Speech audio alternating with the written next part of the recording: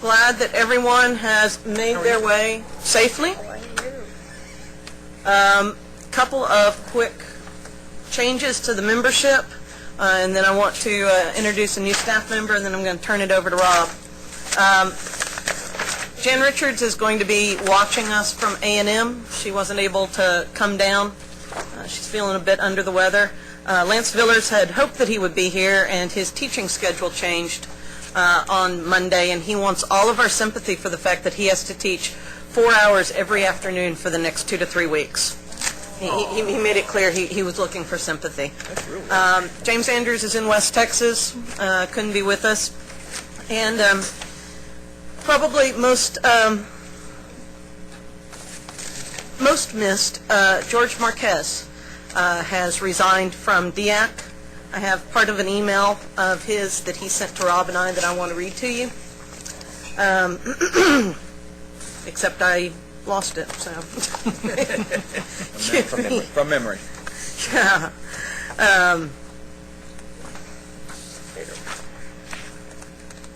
Here we go.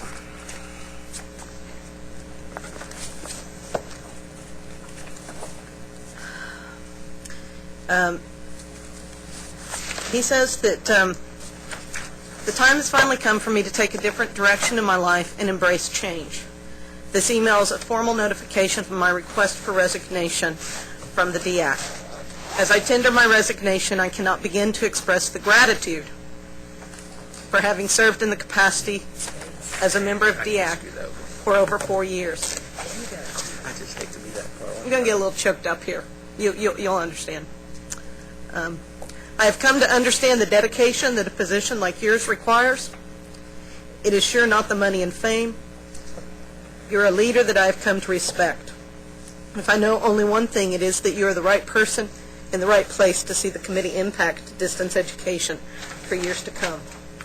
I honor Rob for his committee leadership, especially in these times of demanding accountability and the need for solutions to improve student retention and success in education. To the members of the DEAC that I have known throughout the years and who now serve on the committee, thank you for letting me be a part of this elite distance education pool of expertise. I extend my friendship to each member and welcome anyone to my home when in Fort Worth. In sincere gratitude, George. So did he tell us what he's going to do? He's going to be continuing at DCCD, but it's...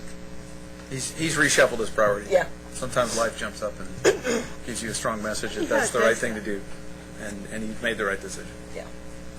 And he will be greatly missed.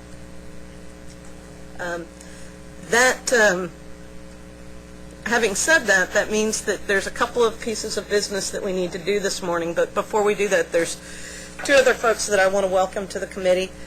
Many of you already know Sune Palzole, who is from the University of Texas at El Paso. He is going to be joining us to fill out the remainder of Kevin Eason's term. And then to the right of me is Gay Bumstead Perry. And Gay started with us in January. She watched the December DEAC and still came. I'm not sure that says good things for her. I was relieved. We'll just call her Tenacious. Gay is bringing a wealth of experience with her. She has been in distance education for a long time in Texas and then in Arizona. And she will be working with distance ed issues here at the coordinating board, and we'll be working with the committee as well. So we were thrilled, especially I am thrilled, to have her on board so that we have a little bit more depth in what is obviously an area that's taking on greater importance. So be nice to her today. And then the other thing, because Rhonda's standing back there and I'll get in trouble, put your $10 in here and pass it around this way.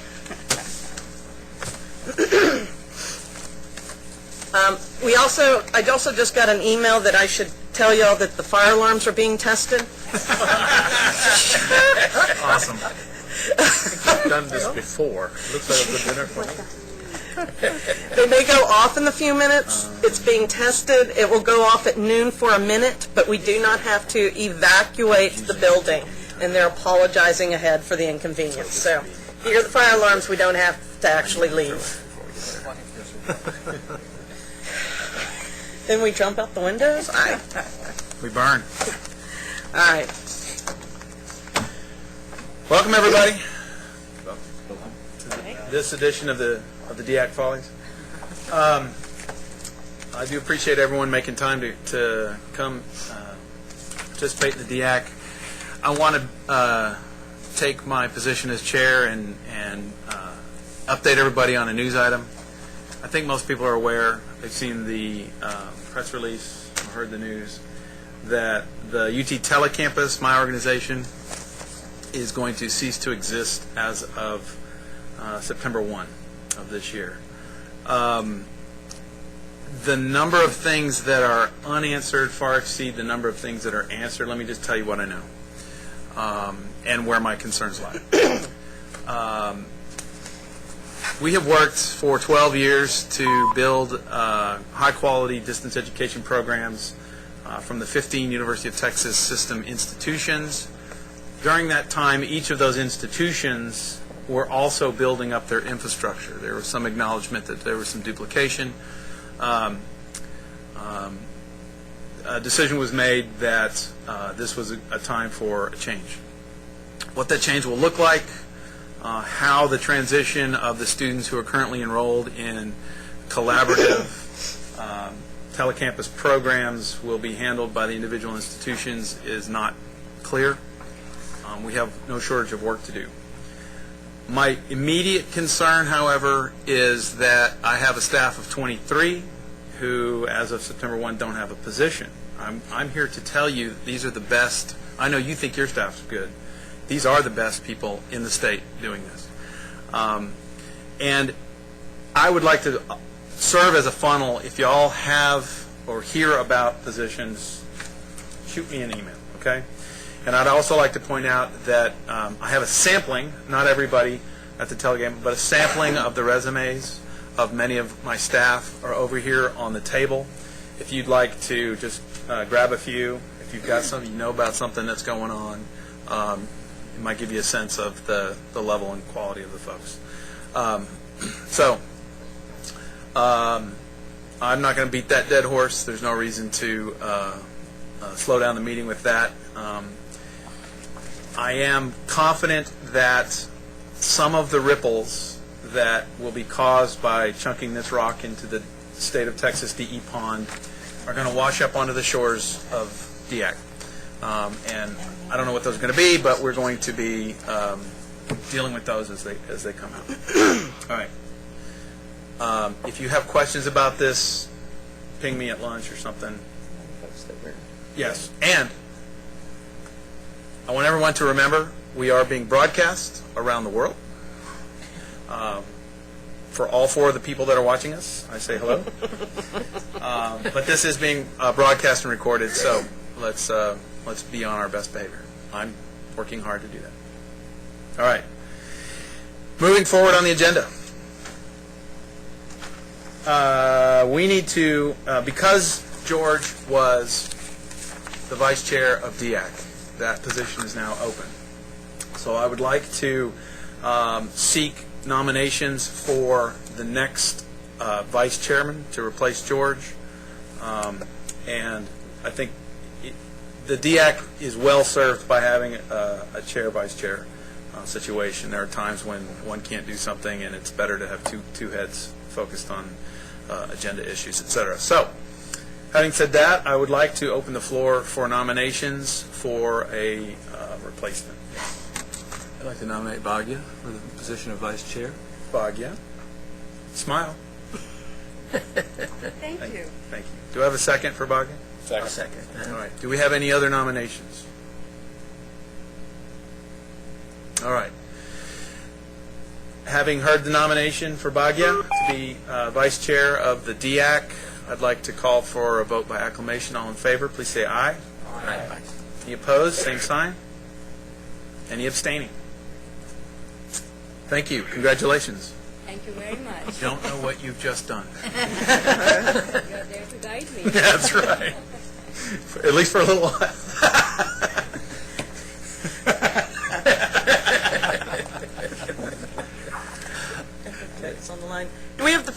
Texas Tech on the line with us now? Yes, I'm Valerie Payton, and I'm on the line. Great, Valerie. Well, and Roy Rodriguez and Stephanie Jones should be joining us, but they may dial in at 10:15. Okay. Not a problem. Do you want to go ahead and start, Valerie, or would you like to wait a couple of minutes and let... Well, let's wait a minute or two. They are interviewing doctoral candidates, so they have to leave the interviews to come to the conference room. So let's let them call in, and I do believe they'll do it at 10:15. Okay. And so how about a minute or two to rejoice in the vice chair or the appointment?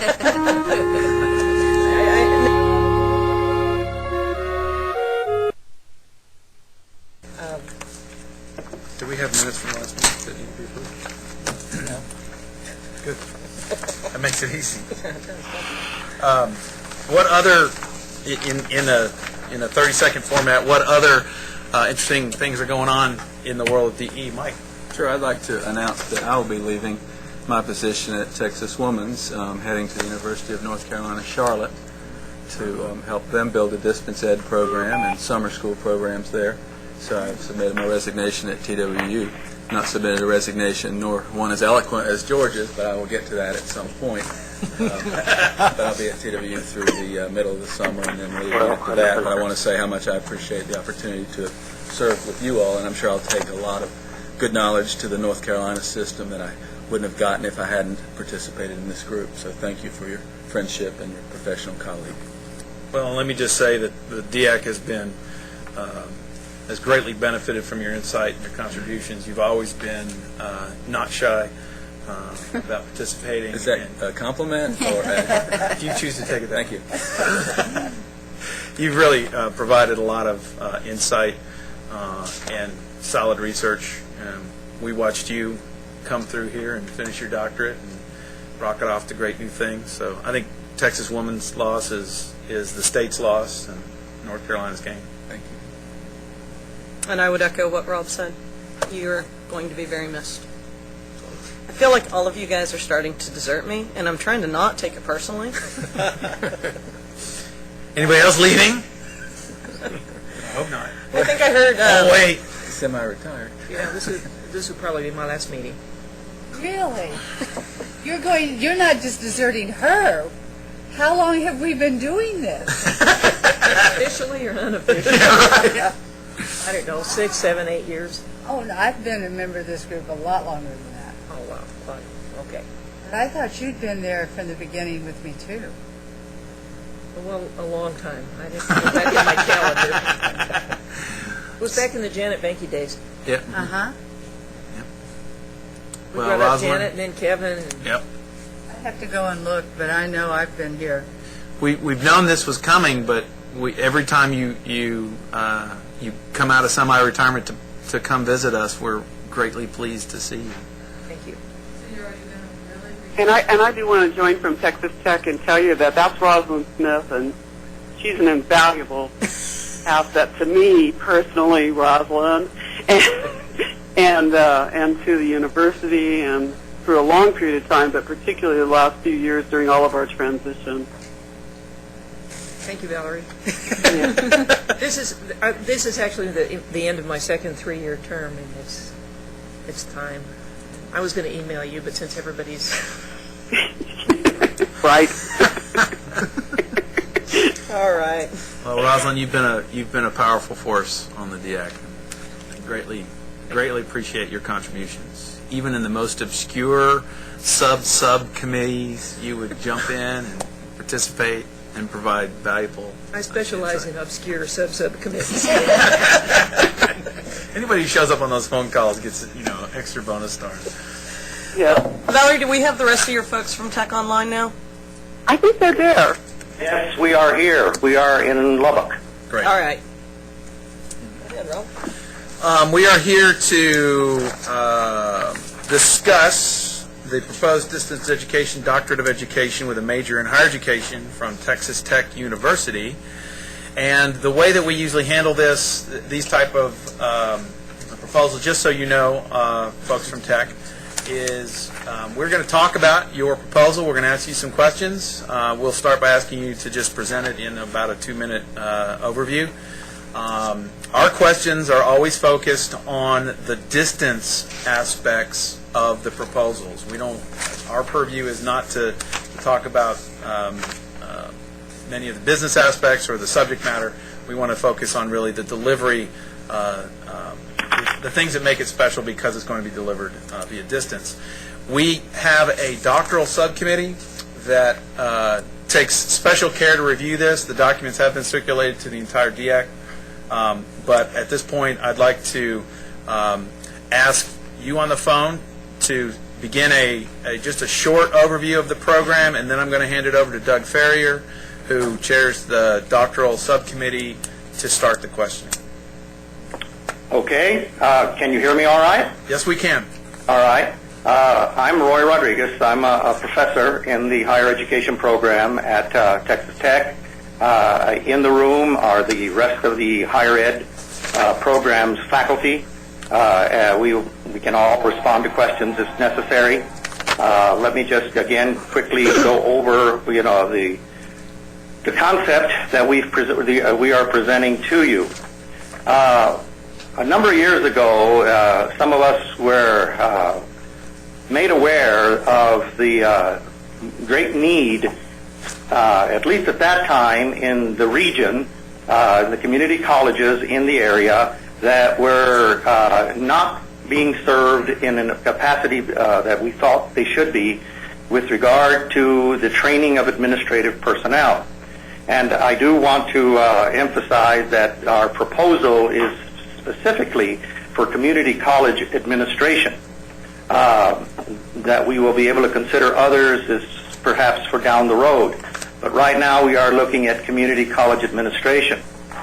After a number of meetings with individuals over the years, we decided that the best approach would be to open up the degree to whomever in the state of Texas felt that they could qualify for admissions and make it a doctorate of education, an EDD degree, and directed to, of course, community college administration, and deliver it through distance methods, primarily online. However, we do have a component in the degree where individuals will come on campus for summer session classes, but the remainder of the coursework will be delivered online. The intent and purpose of the degree is to attempt to meet the growing need, not only in the state of Texas, but nationally, for the development of community college administrators, to provide the individuals that are possibly in some of the more isolated community colleges in the state that may not have access to university doctoral programs, provide them an opportunity to work on a doctorate out of Texas Tech University, and then move forward in their careers. Now, that's a quick overview of the doctorate and how we kind of came to it. We are available for questions. Thank you. Doug? Mr. Chair, the first time I've ever done this where I had no questions submitted to me by members of the committee. I'm and stunned. in my opinion, this is probably one of the best proposals that's ever been presented. Having read it and come to the same conclusion, I concur. Anyone else who has reviewed this particular proposal and has any questions, comments, concerns about it? Just a quick comment, and I agree with what's been said here. I took a look at this, and it's one of the strongest proposals I think I've ever seen or read. One of the things that I always several of the things that I always keep my eyes out for are for faculty training, preparing faculty adequately to teach distance learning courses, whatever modality is used, evaluation of faculty, and the quality of the teaching and the quality of the courses that are offered, and the degree also that interaction and interactivity and engagement is promoted within the courses and built into the program. And all three of those, which are things that I look for, were addressed very, very well in this proposal. And I would have to say, if Doug has no questions, that means the library resources were adequately addressed. That's right. Another one I look for at times is student services, too. Yes. Because oftentimes that's for That's the distance. other area I look for. I couldn't find anything, and I read it. I know you were working hard. Addressed quite well, too. It really was. All right. Are there any other comments, questions about this proposal? Rob? Yes. I thought I saw in there something about quality matters, which of course is a good standard to hold the courses up against, but I thought it said that it would only be judged against quality matters after the course had been offered a few times or a couple of years or something, and I wanted to ask the folks if they could tell a little bit more about that process and their quality assurance process and how it relates to the principles of good practice and all of that. I'm going to allow one of my colleagues to respond to that. She's worked in that arena a lot more than I have. This is Dr. Stephanie Jones. Y'all may remember Stephanie was on DEAC last year until she went to TAC. Yep. Welcome Hello, back, everybody. Stephanie. Hi. We had decided to use quality matters as a way of assessing the course design. We are actually hoping to put it through quality matters before the course is actually taught in the program. It is a very expensive endeavor, but we think it's probably something that will bring quality to our overall distance learning program. So we're very committed to that. And of course, as we all know, quality matters. The principles apply to the principles of good teaching and good online courses. So that's why we've selected that. My question really was, is there some kind of quality assurance process that you use to look at your courses before they're taught? When I read the document, it kind of appeared like they might not be actually checked or looked at until they'd already been being taught for a couple of years. We're actually going to do it before they're taught. But I just chime in that Quality Matters will not give us certification until they've been taught. I believe it is for 2 years. Right. Mm-hmm. So we can do our internal processes with the Teaching and Learning Technology Center and our Design Center and all of the work that we already do that actually Rosalind can testify to from an institutional perspective, as well as from a College of Education perspective. We have a really rich, supportive instructional technology environment in the College of Education. And so there's a tremendous amount of internal work that happens with course development and faculty development within the college at the institutional level, and then certainly in terms of compliance with principles of good practice. And then from beginning, looking at the Quality Matters criterion, but submitting them for review and approval takes a little while.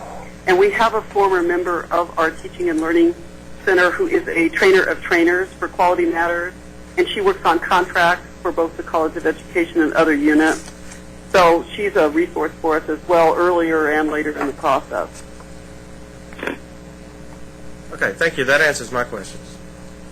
I think it may be worthwhile putting that in the proposal, just to add a line in there that says that. How the course is going to be assessed for quality prior to delivery. Correct. Yeah.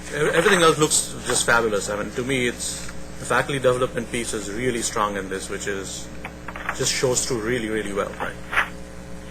And that is, I mean, she's exactly right. Quality Matters is really not intended to be used until the course has been offered.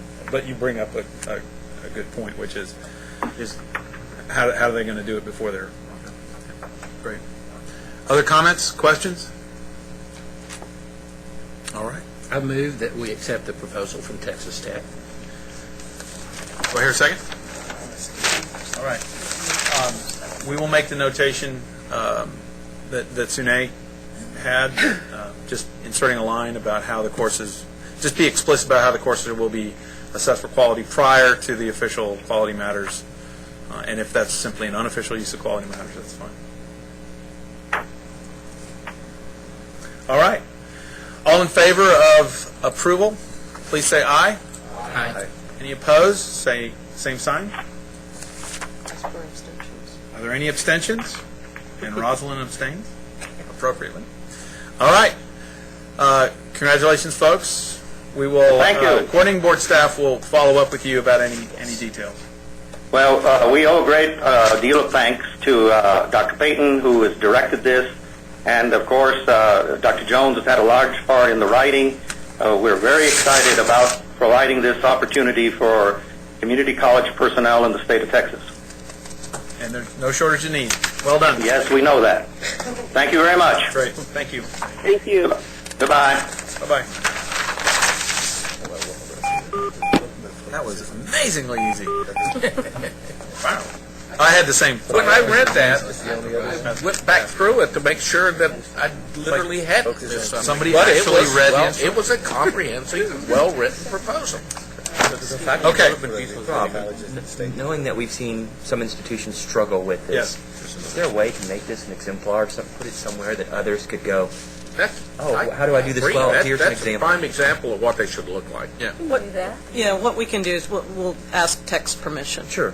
But, yes. We used to do that with the IR reports. The best ones would be put up as exemplar. And I think it became useful. If you'd like. Would you please? Thank you, Roz. All right, moving forward. What do we have next? Staff report on courting board distance education data. So, we emailed out to you last week the distance education data for fall 2009, fall 2008, fall 2009, spring 2009, and fall 2009 for the universities and the community technical colleges. So hopefully you guys have had a chance to take a look at it. There's a few extra copies at the back table over there if you don't have one with you. But I just wanted to sort of bring to your attention a few highlights. And I know some of you had been looking at this data because you had asked me to send it to you earlier on. In general, not as any big surprise, we're seeing an increase in distance education. And we're seeing it both at the university level and the community technical college level. In terms of the university, fall 2008, there were 274,578 semester credit hours. Spring 2009, so next semester, that had jumped to 302,461 and a half semester credit hours. So a jump of not quite 25, about 25,000. And then a an even larger jump in fall 2009, this last semester, where it jumped to 338,786 and a half semester credit hours. So, and don't ask me where the half came from. But what we're seeing is, I think what I have heard you folks say that you're seeing on your campuses. Not only is it steady growth, but you're beginning to see the growth increase even more. And that's what we've seen for the last 2 semesters. Also, just to highlight, when we, the distance education data includes face-to-face, off-campus, electronic to groups, and then electronic to individuals online. When we pull out just the online version, the online numbers, we also see some consistency in who the top 5 providers are of online course credit. In fall 2008, it was University of Houston with 54,679. UNT followed with a little over 51,000. Texas A&M Commerce came in with 30,232. Texas Woman's was just below that at almost 31,000. And then Lamar at 28,721. And again, we see very similar when we look at the other semesters. Spring 2009, it's UH with 53 and a half, Commerce with almost 34,000, Lamar with 33 and a half thousand. I think actually, Patrick, I may have left UNT out inadvertently. UNT came out after Lamar, so it was, came out after UH. So it was UH, UNT, Commerce, Lamar, and then Tarleton State with 30,979. And then Texas Woman's right underneath that. And then this most recent semester, very similar. UH with almost 59,500, UNT with over 42,200, Texas Woman's with almost 34,000, Texas A&M Commerce with almost 32,000, and UH Victoria with almost 25,500. So we see, at least on the university side, a fair amount of consistency in terms of what is showing up. The other interesting thing that I found in looking at those numbers is in the online delivery only, 7 schools deliver half of the online semester credit hours. On the university side. University side. Absolutely right. Yeah. Probably going to see similar. So, and then if we look at the community and technical colleges, we see a large growth between fall 2008 and spring 2009, and then we see very small growth between spring 2009 and fall 2009, which surprised me a little bit. Didn't surprise one y'all. We had fall 2008 1,236,401 semester credit hours via distance ed, and 584,516 of those were online.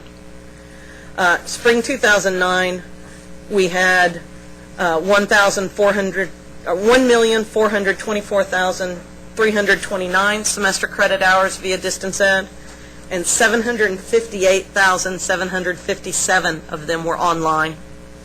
And then fall surprised me a little bit. We saw a fairly big jump between spring 2009 and fall 2009 with the universities. We see a very small jump with the community and technical colleges. There's 1,430,304 semester credit hours in fall 2009, so that's only about a 6,000 semester credit hour jump. And we actually saw the number of online semester credit hours decline. In fall 2009, it was 707,397. So there was actually a little bit of a decline in community technical college online offerings. Vanessa, just a point of clarification. Let me just ask you. You're comparing. You're going from fall 2008, comparing that to the next semester, which is spring 09, then comparing that total with spring 09 with fall 09. Right, the way, at least at HCC, the way we do it is spring to spring to spring, fall to fall to fall, summer to summer to summer. That's a much better way of making comparisons in enrollment growth, because our spring, for example, and it probably is true with some of the other community colleges, by far our highest enrolled semester. So it's understandable that there would be a small drop-off between spring 08, spring 09 and fall 09. Sorry. You know what I'm trying to say. Between spring and the following fall. Yeah. Spring 09 and fall 09. And as soon as we get the spring data, you're right. I mean, this is incomplete. And certainly if we look at it that way from fall 08 to fall 09, we see big jumps. Yeah. And we will probably, I think, we'll be getting the spring data in another, what, Gabriela, month or so? Yeah. So I think it's certified now. So spring to spring and fall to fall, summer to summer, if you want to do that, comparisons would probably be a little bit more perhaps worthwhile, but certainly as revealing, or differently revealing, we'll put it that way. And as soon as we get the spring data certified and have it sorted, we'll send that out too. The thing that sort of jumped out to me, though, about the community technical college side is if you look at the sort of the top 5 institutions in each of those years, there's a great deal of consistency there. And Blinn, Houston Community College, South Plains, North Central Texas, Navarro, sometimes Central Texas. But in almost all of those cases, the majority of those offerings are off-campus, face-to-face. So there's still on the, it appears that on the community technical college side, we're looking at more hours being, a greater percentage of hours being offered face-to-face than online. And my question, what I'm wondering is that I wonder how much of that is reflecting dual credit that the community and technical colleges are doing, and if we're going to see any changes in that. And I know that Amy and Ron, when we talk about the sort of critical issues this afternoon, want to bring up the issue of dual credit, because that does probably account for at least some of the chunk of off-campus face-to-face courses. So it's some interesting data. I made sure that I sent it to you in the raw spreadsheet form, so it's not real pretty, but you can play with it however you want. And as soon as we get the spring data certified and dumped into a spreadsheet, I'll send that out for you as well. But we're seeing the big jumps that, all of you know are happening on your campuses anecdotally. Is there any way to do a comparison of how the jump in distance learning compares to the regular jump in enrollment? Yes, I think we can do that. Would that be useful to see? It would be useful, and to see if distance learning is accounting for a majority of the growth, or if it's just a portion, or it's just an equal amount of growth. I would guess we'll see what Sloan continues to report, that it's the majority. That it's the that when compared to total enrollment growth, which is going up at 1 to 2% per year, and honestly in the last year probably went up 3 or 4%, but online probably went up close to double digits. International level. Yeah. And in the total enrollment, we can account for dual credit.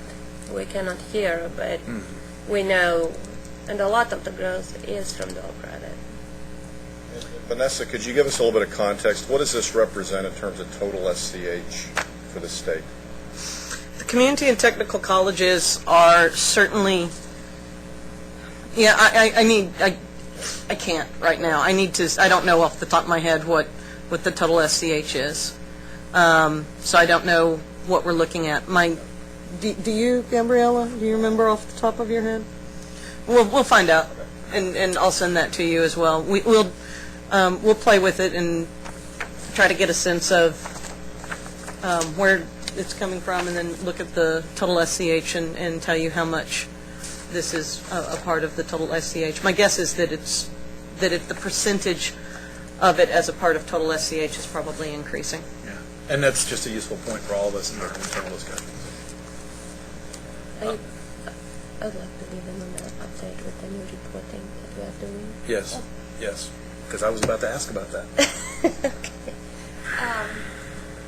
Remember last year when we had that little subgroup working on new definitions? I do. I do too. So the good news is that we are preparing a new report. Instead of having the CBM1 report that just captures by student total hours of enrollment, we'll have a new report. It's called CBMS that will capture the student in each course that they take. So beginning 2011, let's say 2012, because usually the first reporting cycles have problems, but it will be in effect in 2011. This new report will put the student in the courses. So we'll know in each distance learning course, and our definitions made it in the new report, so we'll know exactly if it's a hybrid course or a pure online or so forth. And we can follow that student. So maybe beginning next year or whenever we'll have enough data, this data report will look a little bit different, because you can connect the student, the characteristics of students, and the type of distance learning classes that they take, and the performance in those classes, because we'll have the course, we'll have the grade in that course, we'll have other information about each student attending those courses. So I'm really excited because I think this committee can look more in depth at what's going on with those students, where they come from, where they go after that. So at one point in future meetings, maybe it will be useful to brainstorm what do you want to see when we have that information. I really like that approach. I have a question regarding the institutional capability to provide you with the data. Are you comfortable that existing systems can So far, I mean, during our meetings, we had back and forth if they can provide the percentages, and in the end, whatever you have in your system will come to us. So it will be more like a transcript report. Everything that is on the student's transcript will be reported here. Interesting. Great. Are you thinking about aggregating the data to talk about persistence rates in distance as compared to persistence rates? At that point, we can. Yeah, that would be great. So I think it will be a good discussion sometimes later in the year or the beginning of next year for this group to brainstorm. What do you want to see? Oh man, there's so much. I would love to. I would love to take a whack at that data set. Because if we can, I know now what we can provide, but then at that point we can discuss what you want to see, what we can provide, and go to it.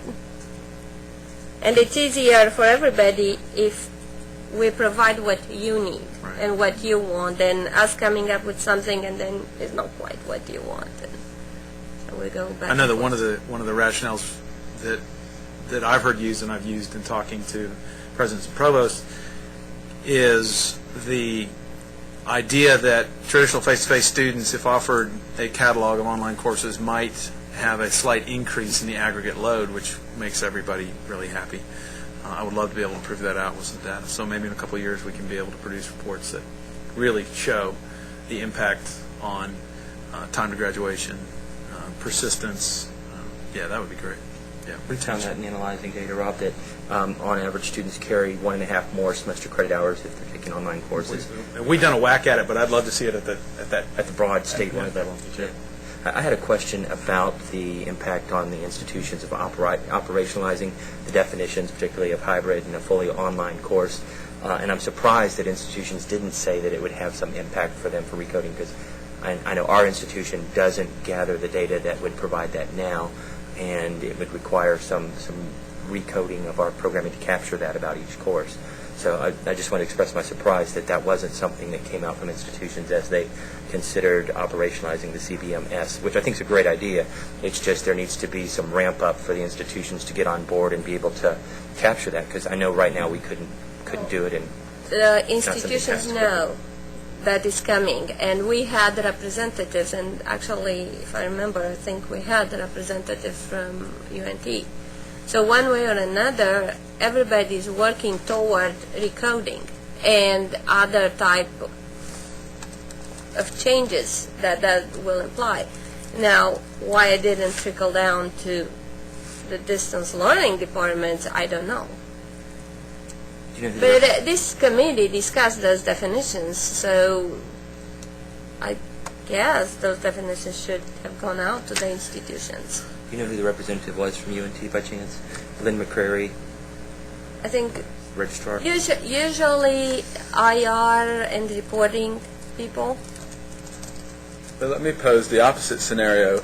I've been the sky is falling guy. These definitions are going to change. Provost, deans, registrar. Oh, let us know. Oh, let us know. Oh, let us know. You've let them know now, right? So that circle is complete. It's coming. I mean, everybody knows that in 2011, the new report is there, and what happens, there is an item that says type of course. And a type of course, those definitions are there, they are in the manual, so if they will wait till then you probably will hear something very quickly, hey, we need to recode this. All of 11 to roll this out. I'm not sure. I don't remember if it's fall of 11. Personally, fall is such an important reporting period. What we did with other reports, like with the TSI report, we started in spring. So by the time to reporting, so a lot of things were cleared up. I don't remember now if we'll say, we may start in spring though. Just to, CBM 1 won't go away. For 1 year they will go in parallel. CBMS is an end of the semester report. So CBM1 will still capture 12th day enrollment. However, when you go to S, and the schools will report to S, will capture all those students that enroll during the semester. So, and I think distance learning courses are in that situation, that they start at different times. Flex entry. Yes. So all those students will be reported at the end of the semester, which is the S report. By that time, we hope we'll have, unless the flux course starts in December and goes toward, January, February, but so it'll be, we'll have the grades. Probably those courses will be reported the following semester. And I would encourage everyone, since this is, hey, this is cat's it. out of the bag, get with your IR people and work with them. Talk them off the ledge. Talk about ways that you can, offer support for how to integrate this, and because it is coming. So is the CBMS already designed?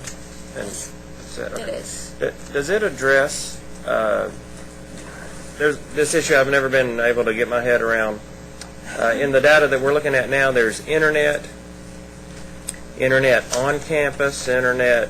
Well, remember, And that's not really in our definitions, and so somewhere that's getting entered, and it still clouds the data in my mind.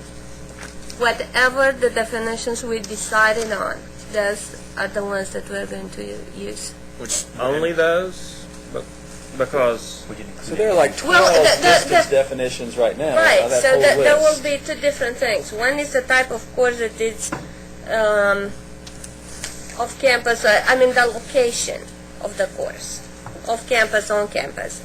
And then there is that face-to-face internet hybrid that we worked on.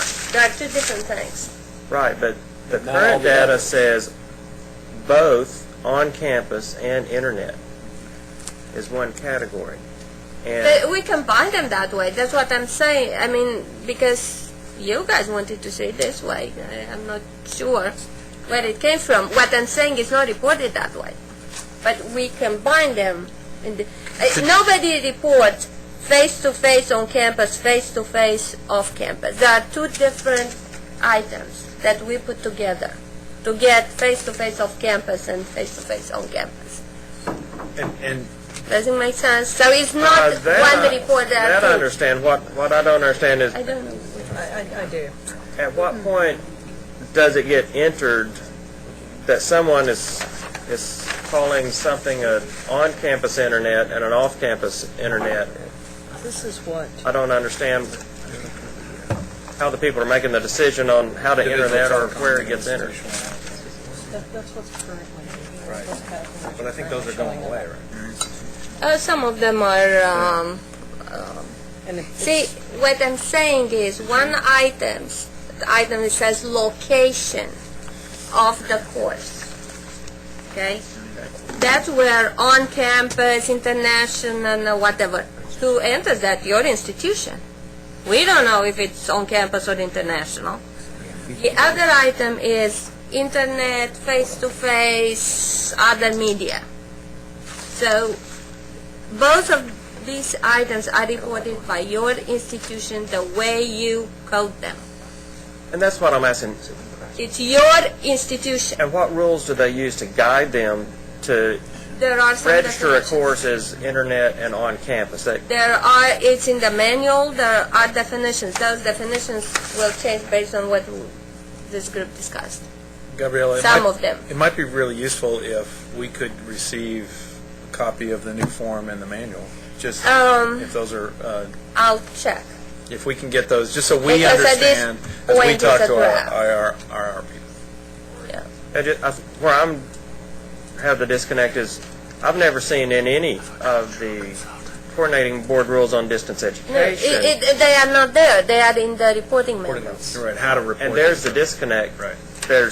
We have our definitions, but then they have a different set of rules, and when you put them together, the data doesn't make sense. Usually, so when all this was done, I wasn't here. But everything that we did since I've been here, we looked at what was reported, we looked at the rules, and we put these together. And we worked hard for this to align. So it shouldn't be a disconnect. And I think what you're seeing in terms of the institutions reporting the data has implications for funding and revenue. Sure. And so, Yeah, everything is funny. You're seeing that the reporting priced out more in the community colleges than in district and out of state students, or in district and out of district students, having to parse out separately, you're creating those four sections. I think that other institutions, even at the city level, I'm just going to make a guess that for some specific purpose, they're creating a separate category of on-campus centers that may be related to some kind of fee waiver mechanism that's associated with that particular section.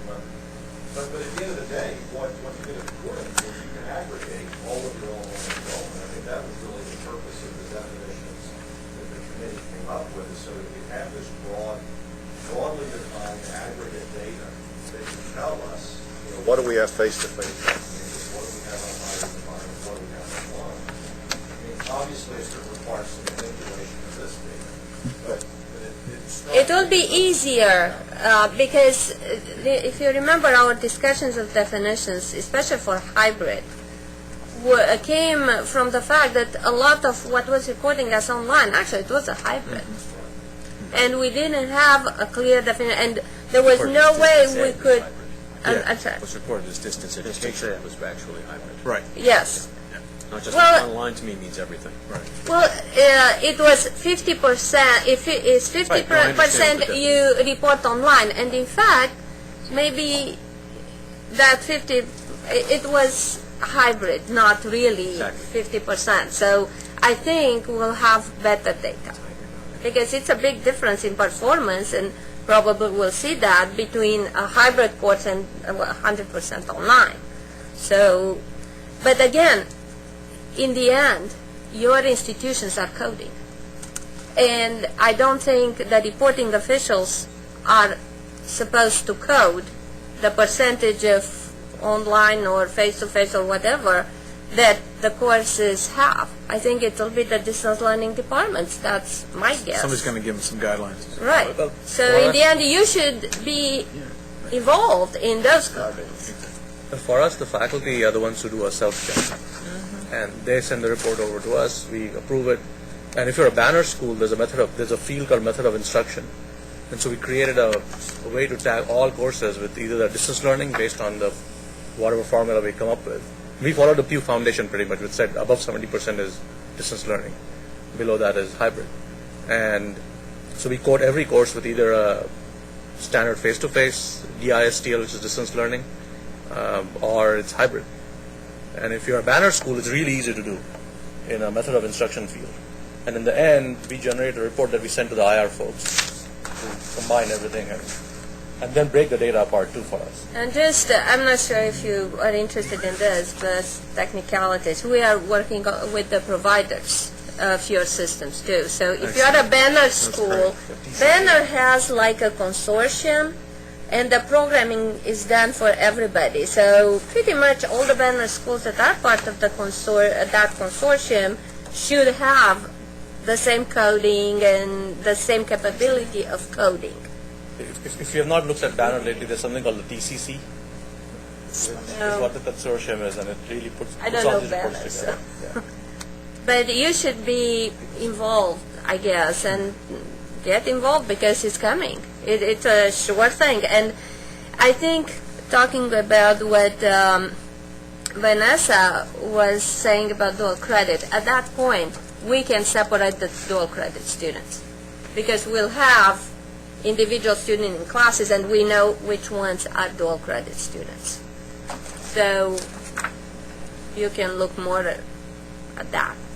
Gabriela, these charts, does this come off of the CBM 001 or No, it the comes 4? From CBM 4. From 4. Because the class report is the only one who has this type of classes. That's why we cannot put students in the class. We know There are 30 students. Who they are, we don't know. But the S will replace that. Yes. So the S is going to replace both the 4 and the 1? And the 6. The 4 and the 1 and the 6 are going to be folded into the S. Because 4 is the class at the beginning of the semester.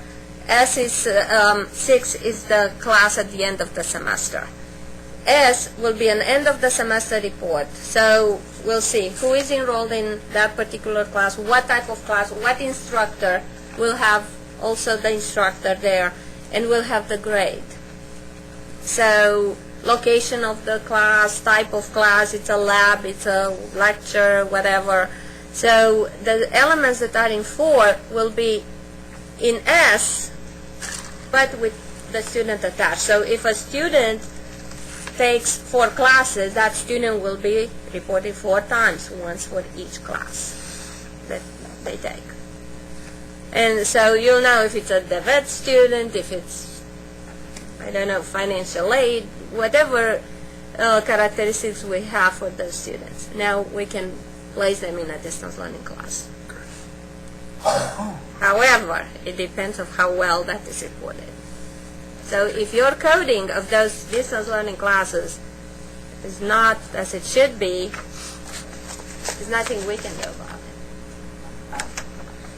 I don't want to beat a dead horse here, but I do want to go to what Randy brought up, which is I think there's some confusion on these subcategories on this list. For example, we just looked, and there are 5 types of internet education. That may be all well and good.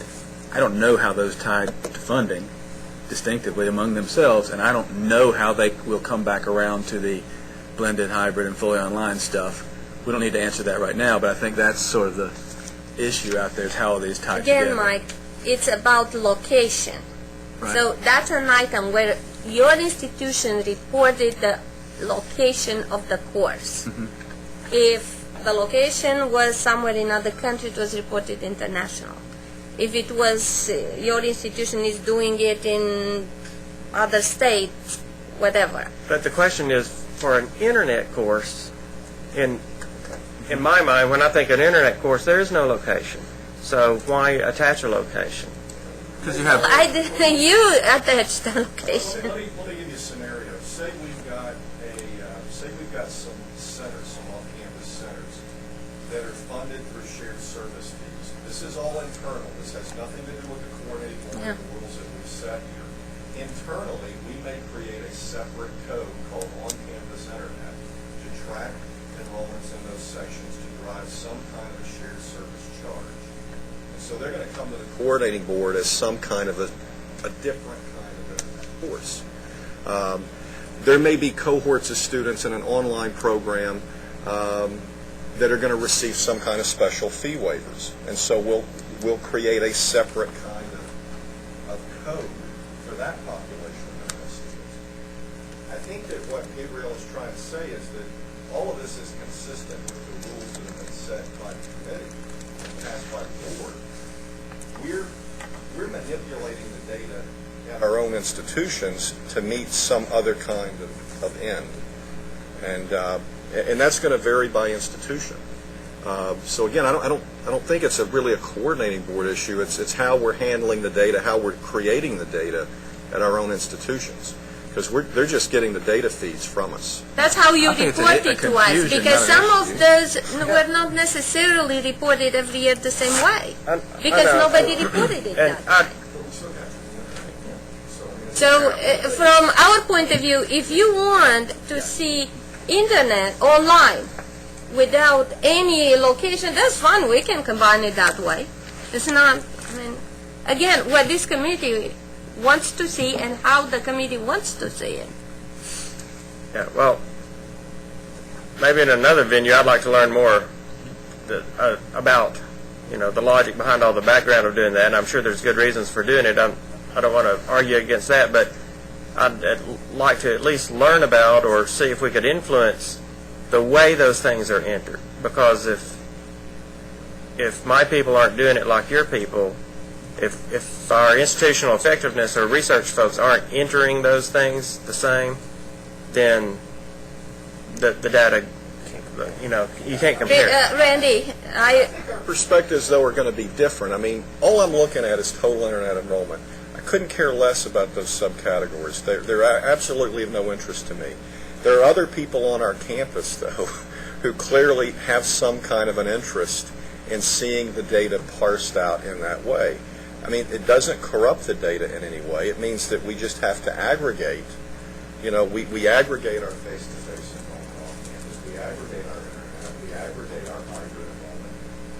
The problem is there's a location element in all of these categories, and that's what's causing the data to be reported in this which is fine not to include, perhaps for face-to-face of campus. I think that's important. But for the rest, not necessarily. But Randy, I suggest you talk with Rita Castle from your institution. Rita Castle?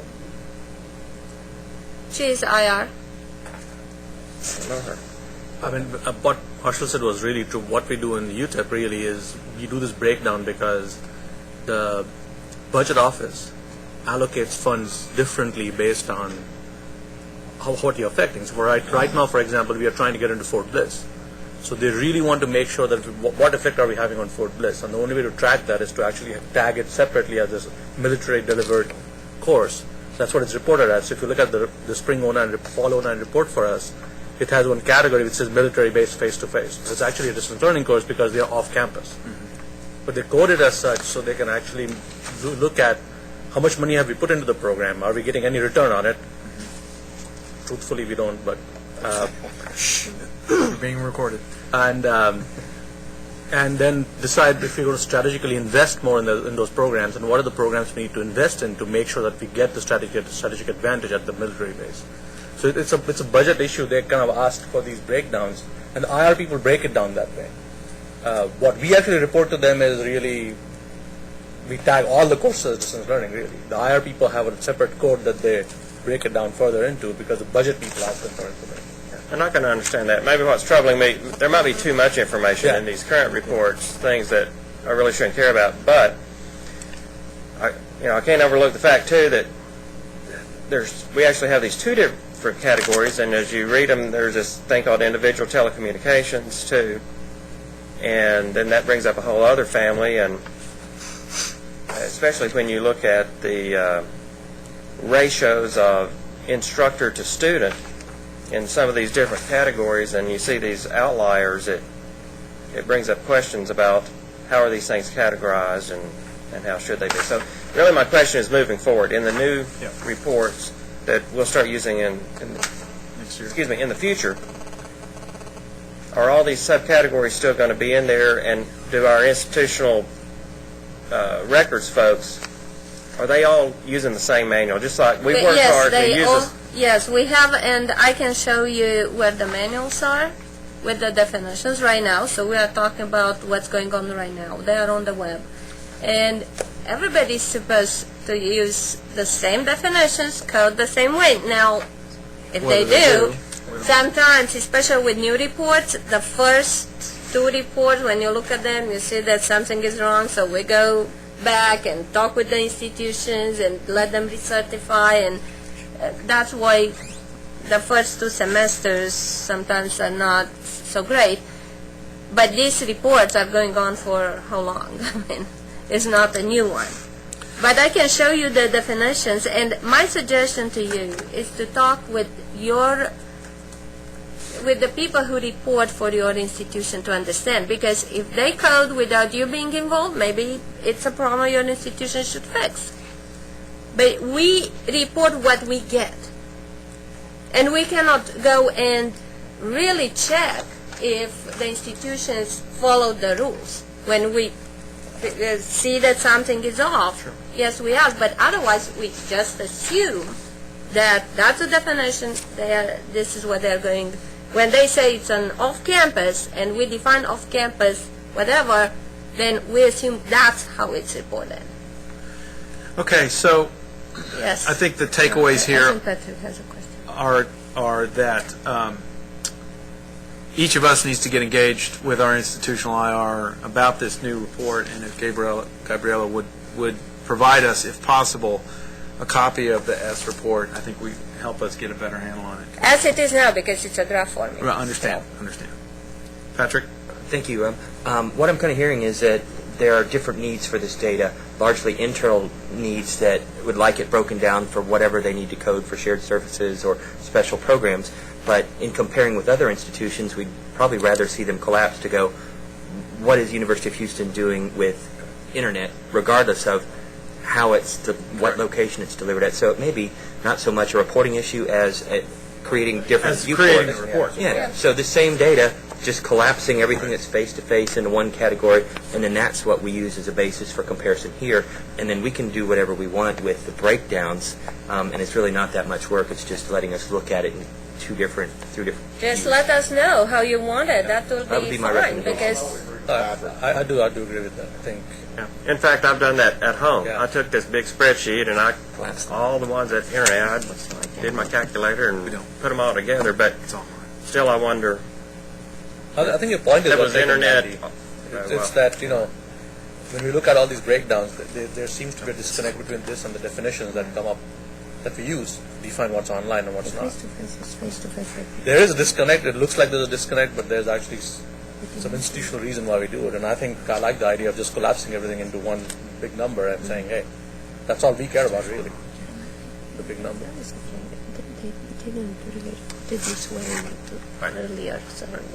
Okay. Thank you for that discussion. Thank you for the notification that things are rolling, that our work in definitions is going to have a live artifact that we will hear about from our IR people in the future. And if you don't know who to talk with at your institution, just give me an email. Send me an email and I'll give you the name. Great. Thank you. Rob, I have one more clarification point based on the data that Van shared with us initially. What I heard was that the numbers that you were reporting in kind of the rank order of the institutions participating at universities, that you were pulling out the internet and looking at that. But the numbers that I was hearing was the overall distance education summary, not the internet category. So was it the overall distance education offerings or just the internet offerings? On the university side? On the university side, because in looking at these very carefully each semester, I saw that we were first for internet, but other institutions do a lot more off-campus two-way video type stuff, and that's where we fall behind.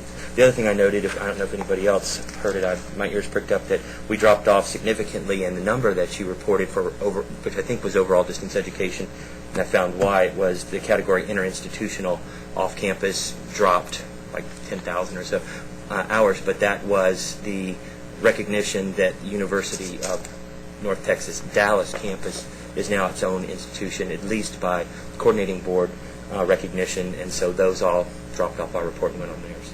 But the clarification really is about whether the figures you were sharing in the rank orders were based on overall distance ed. Overall. Okay, very good. Thank you. All right. It is 11:15. Yep, and I just kind of want to get a sense of timing here. Tom, do you have a sense of how long do you have a sense of how long we want to extract every bit of information in your head, okay? So this is an interesting topic for all of us. Well, all right, let's go ahead and get started. I invite you to come up. At some point, lunch will drift in, but we're not going to break for that until we feel that we have beaten Tom up sufficiently. I don't trip here. Thank you very much. For those of you that don't know me, my name is Tom Keaton. I'm the Director of Finance and Resource Planning here at the Coordinating Board. One of the things our department, I guess if you will, does is we produce a space projection model each year that predicts the amount of square footage that will base the start point in the decision-making cycle on facilities or infrastructure support funding. Also, it involves has involvement in the HEAP allocation process also. It's been many years, probably better measured in decades, since it was last updated. And we're right on the front end of updating the model to more contemporary coefficients, are looking for some simplifications if we can. One of our overriding goals is to make the model as replicatable at the campus as possible. Like many models, it becomes a black box because of its complexity, and we certainly want to ease that.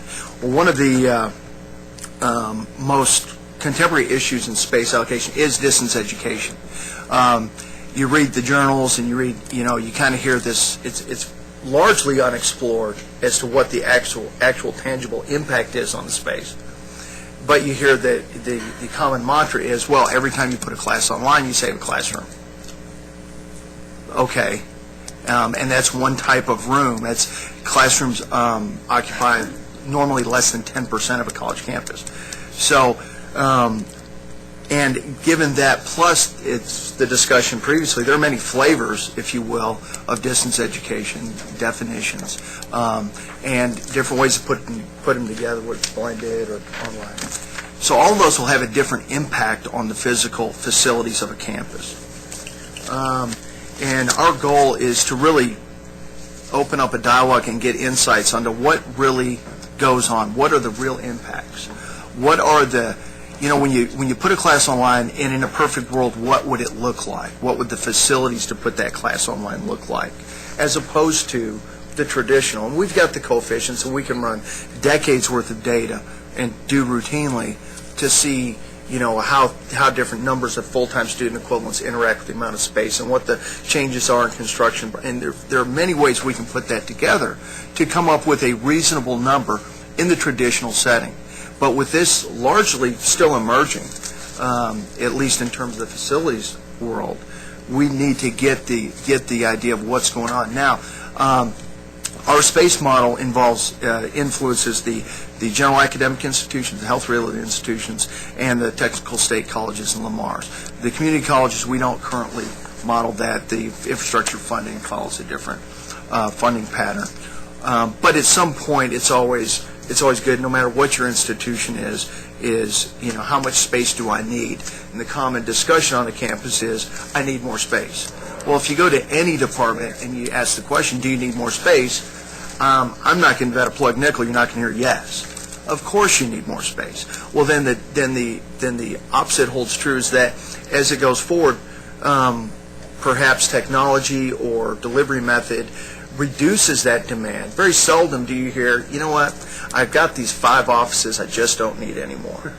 You just don't hear that. And if you do, please take pictures and get me names, because I'll make up a personal award to give to that person. That doesn't happen no more than if you add on to your house when you have another child. When the child goes to college, you go rip off that side of your house because you don't need it anymore. Now you get new stuff to fill it up with. So our job isn't to track all that. That's our good news for us. Ours is to try to develop the model and the right coefficients to be able to predict the appropriate amount of space that a given activity needs to function. Of course, ultimately, those decisions are corporate decisions made by the executives of the institution, how that array goes on. The only thing we can look at is in terms of aggregate on how much should really the state be funding in terms of that. We could do a survey and will in the future on some different data points, but what I'd like to do is really open up again a dialogue and ask a few questions of this group. From what I've heard so far, that getting ideas should not be a problem, and that's why we're here. And it doesn't seem to be. So if I could, kind of a global question, if a distant course replaces a traditional course, what has been your experience on how the demand on the facility shifts? You hear you save a classroom. Okay, fine. But what do you need? Well, one thing that's become a real limiting factor for us is availability of testing space. Because a lot of the courses that we offer online, we'll ask them to come into a testing center to take the assessment and evaluation. We're in the process of building another 100-seat testing center right now. That'll give us 3 on the campus, and it's still not enough. And it's really put a cap on what we can do in terms of hybrid course development, which all utilize our testing facilities. So I think that's a consideration that probably many of us have when we're looking at developing online courses. You may free up a classroom space, but there's often a need for some kind of a be evaluated. So if I understand it, while the demand on the classroom may drop, there's a different demand, perhaps not, one-to-one, but there's a different demand than the classroom. Okay. Sir? That testing center can be either a paper and pencil kind of environment, or it can be an online computer laboratory kind of online testing center as well. So think of it in terms of technology needs and space needs and other kinds of facilities needs that go into an online testing facility that would not necessarily just go into a classroom that we just need to have a proctored environment, for example. The other point I was going to bring up when you first said, don't always, at least in our experience, and I know you're not dealing with community colleges right now, but in our experience, a distance education course in most cases doesn't replace an on-campus course. It's an additional section because we're growing so quickly. So those facilities that exist already for face-to-face learning, for on-campus learning, or for hybrid learning, which is part of half and half. We're not getting into that definition again, but thank you. But partially used for face-to-face is not a replacement.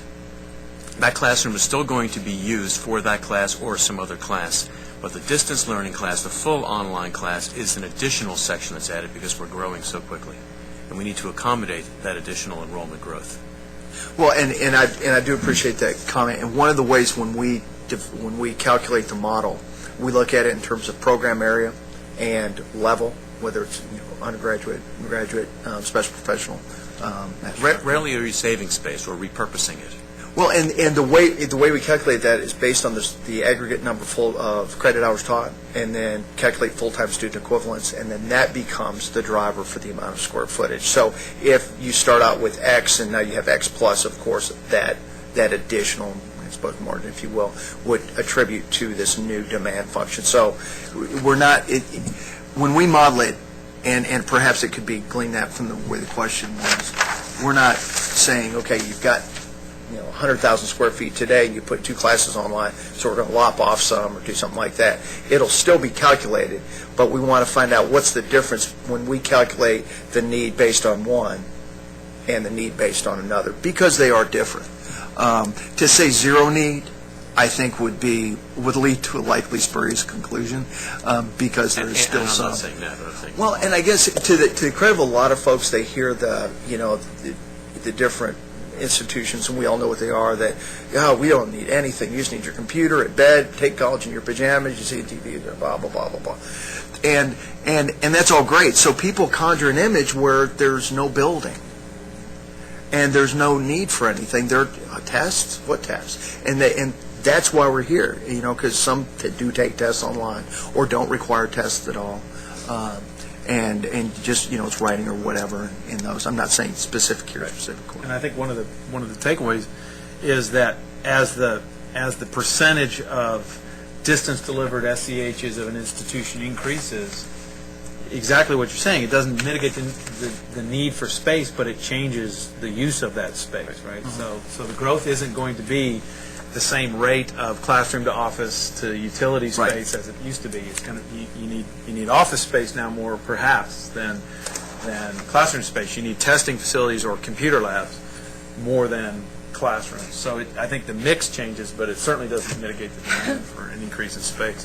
One of the things that we see is that location of the student has a big impact, and you'll have a number of students who are taking online courses because they're athletes, they may be living in the dorms, yet it's the time flexibility they're looking for, it's not the location. So they're still coming to school to park, they're still using library facilities. You have dual credit students who are located 10 miles away, but they like to come to the campus to feel like they're a college student. So one of the bigger problems we see is parking, is that as you grow distance enrollment, and you say, well, we have this number of students coming to campus for our regular classes, why are our parking lots filling up? Well, you have a number of students coming to use the resources. You'll have the counseling spaces and things like that where students are still coming in quite often to do face-to-face counseling and such. Library services, they're coming in to do that. They're looking for meeting facilities to get together with other students, and that may be at the campus grill or someplace like that, but they're still coming on campus quite often to do those things. And those are precise examples of what, now fortunately, we don't have to model parking. It's so much fun to deal with on a campus, as I'm well aware, that I'm glad we don't model that. And I don't want to say it too loud because somebody might get an idea that we need to. But certainly those are the kind of demands that, again, when people, that image that gets conjured, if the campus just disappears magically. Well, I think the dual credit is such an obvious place for that because it does eliminate the need for classrooms on campus. You're utilizing the high school campuses for that. But at the same time, those students do come in to the campus very often for services and, again, just to have that feel of being a university college student. Certainly. And just like libraries, another area that it affects very significantly is the student services area, whereby when you have increases in student enrollment, you're going to have increases in counseling staff and space for those counseling staff to be student service associates, registration specialists, admission specialists, financial aid people, everyone who contributes to the overall student services team, because those online students need those same services as those on-campus students do. Often they get them online, but just as often, like Mickey was saying, they'll come to the campus also to be part of the campus experience and get those services in the facilities as well. Well, and along those lines, and not to re-energize the discussion on reporting that went on before, the reporting and especially the changes we made allow us to identify the enrollment based on the delivery method. So if a student, again, the unit of measure is not the head, it's the number of hours based in the class. So if a class is completely online, that will have driver A. This is kind of we're on the very front end of this, and then if that student or X number of hours are in a traditional method, we go to that level. So we're probably going to have to add a level of complexity, but we're trying to make sure we massage to where it's even more clear, even though it would be a little more complex. So again, if a student say, like in the case of the student athlete, and half of their load, or 9 credit hours, or 6, or whatever the number is, happens to be online, or one flavor thereof, and the rest are traditional, then we would be able to pull that out based on the unit of measure being the credit hour, not the semester credit hour, not the individual head. And it allows us to kind of get to that.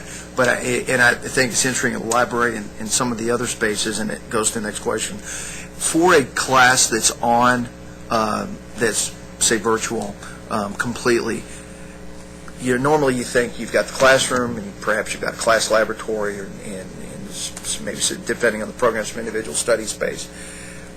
What unique kinds of space are needed for these virtual, from cradle to grave, not just for the student to go and interact, but for preparation of the course development.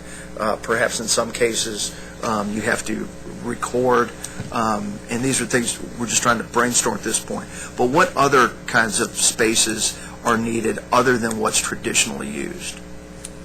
Well, you need space for faculty development, instructional designers. You need places, recording studios, like you said, if people are doing that. Some of the new technology is a little more on the fly in that regard, but some people may still use recording studios. But certainly I want to echo Rob's point about needing more office space. You've got to put people somewhere. You have to have places where faculty can meet with instructional designers and get teams together and test this stuff, and places to do this.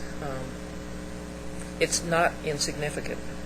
No, and agree. It would be very easy for us to go, woo, save classroom, 0. Really, that's great, but we know that that's not the real world, and we want to replicate what's really going on. One of the things that campuses have been slow to do, and quite often very hesitant to do, is to move to home officing.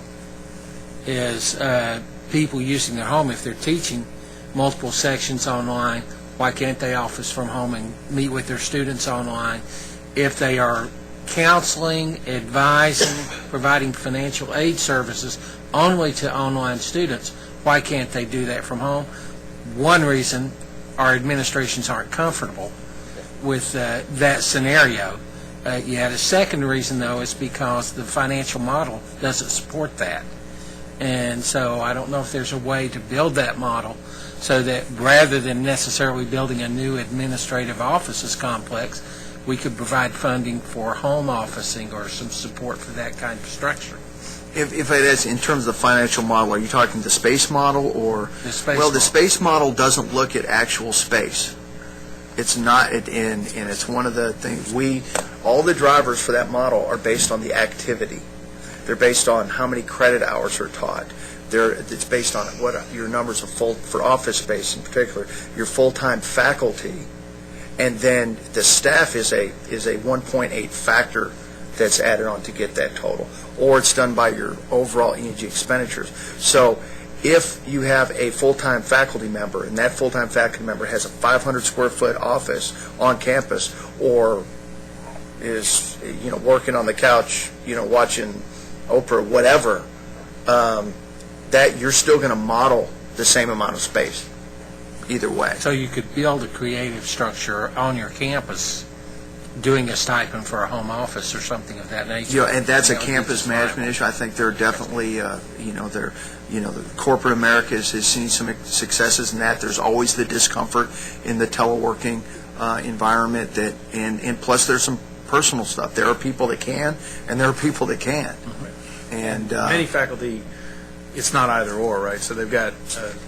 a 4 load, and they're teaching 3 face-to-face and 1 online. So it's tough to make that. And certainly we wouldn't want any model to usurp the management latitude and agility of the institutions to manage their campuses. We would never want to do that, sir. One of the questions that we've talked about here over the years is the effect of hybrid on utilization of an institution. And one of the things that we don't want to see is an institution penalized for exploring hybrid. And there is that potential because unless adequately recaptured and reused, you're driving down your classroom utilizations rate. So I'm interested in your thoughts on how institutions, this sort of a class that might meet half of the time in a classroom and half of the time online what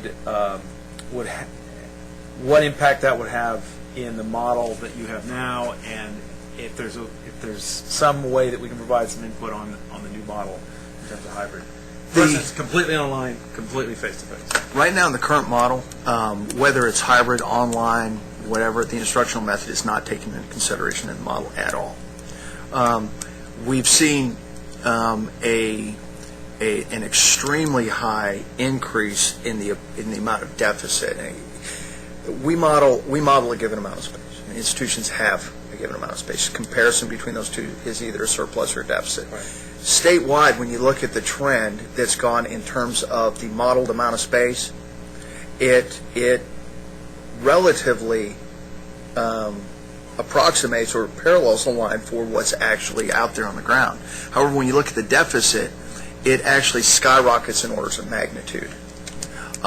We know we've got some coefficient problems in the model. We think a lot of that is due to the fact that institutional response is bad. We need to reallocate. We've got this increasing student body, and the numbers earlier today, it's exploding, but we don't need to build to that level. Right. So part of what we're looking at this is looking at what has been the institutional response to the changes in the environment, rather than blindly charging along with a couple coefficients that were studied some time ago. And now that's in terms of the model amount of space. In terms of the utilization, what we use is SUSE score, space use efficiency. If you take a course, remember the unit of measure there, what you're measuring is the room. And putting those data together to get an overall picture of how well the campus is being used. If you take a course that previously met Monday, Wednesday, Friday from 8 to 8:50, and you now meet Monday and Wednesday in that classroom from 8 to 8:50, but on Friday you don't meet there. Currently, our data capture all that. The reality is that now you have a space that's not being used. As we go forward, it's going to be very important, my belief, is that to approach it in a collective and a synchronized effort that if you're going to take a Friday course, which, show of hands of who wants to have the Friday course virtual as opposed to Wednesday, you're going to get that. But, eventually it's going to come to some point to where you've offset those and manage your schedule. I think it's more of a scheduling, I won't say nightmare, but it's definitely a challenge. But it's going to take the collective effort. And, of course, which day do you want to be virtual, Monday, Wednesday, or Friday? And I'm thinking, the votes for Wednesday probably won't be too high. Friday will definitely be popular. Monday would probably come in second. But that's, again, an institutional management issue. We're trying to measure how much the classes are used. It's very common that, someone will walk on a college campus at 4 o'clock on Friday and talk in terms of use and see very little going on and make the presumption based on that phenomenological experience that this is the way it is all the time. And it ain't so. We know that. But again, that can easily, and it always happens that that's when people walk around. Because they're probably not doing a whole lot either in their own, but who knows. So again, a lot of that's perception and managing perception. And looking at it in terms of the whole picture, because while 4 o'clock on Wednesday afternoon might be a ghost town, stop by at 6 p.m. And people don't see that. And what we've seen is a trend in terms of the utilization where it was generally 10 to 2, you see a big spike, about 4 it drops off to nearly, very little, 4 or 5, and it drops way off, and you have a little bit of activity in the evening. We've seen that curve in the center level a little, and then the curve of the night pick up. And depending on actually even in terms of the different organization or college on a campus, that can even surpass what goes on during the peak of the day. And I know when I was at institution before I took this position, did that exact study, and found one of the colleges actually had a higher level of activity at night than during the day. Well, what people perceived and what they saw was 9 to 5. And holy cow, there's nothing going on there at 2 o'clock. And then, of course, in terms of that, there's the territoriality of that goes on. So you've got to avoid in classrooms.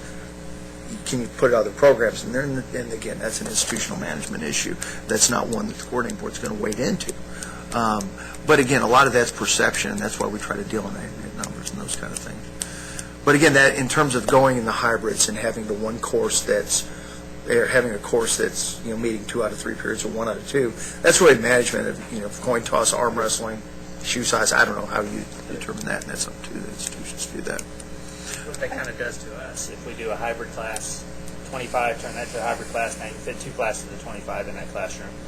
Great, you're better utilizing that one classroom, but you've just added 50 more people to your labs that are going to have to come in and be able to use that space or to your testing centers. Yeah. Well, and again, that's because right now when we look at a model based on full-time student equivalent, we look at so many square feet of classroom for that full-time student equivalent, so many square feet of class laboratory, so many square feet of different kinds of space are required for that.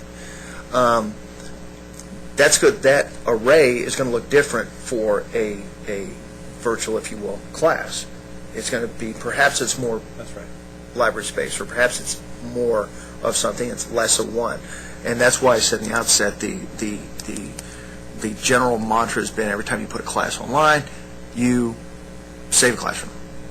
Well, right, but you borrowed that money from the classroom and you made something else. And what's that amount? Is it less? I would have to say in the end, on the aggregate, certainly it has less of a space demand, just square foot being a square foot being a square foot. But it's a different kind of demand. Sometimes it's a more expensive demand. I think, as Dr. Smith was saying, you've got these recording studios in some cases, and you may have, those are generally going to cost a little more than just the bare bones arm tablet chairs, whiteboard, and a lectern. Certainly. I think something you have to take into consideration when you're saying that is how long is a class going to be online?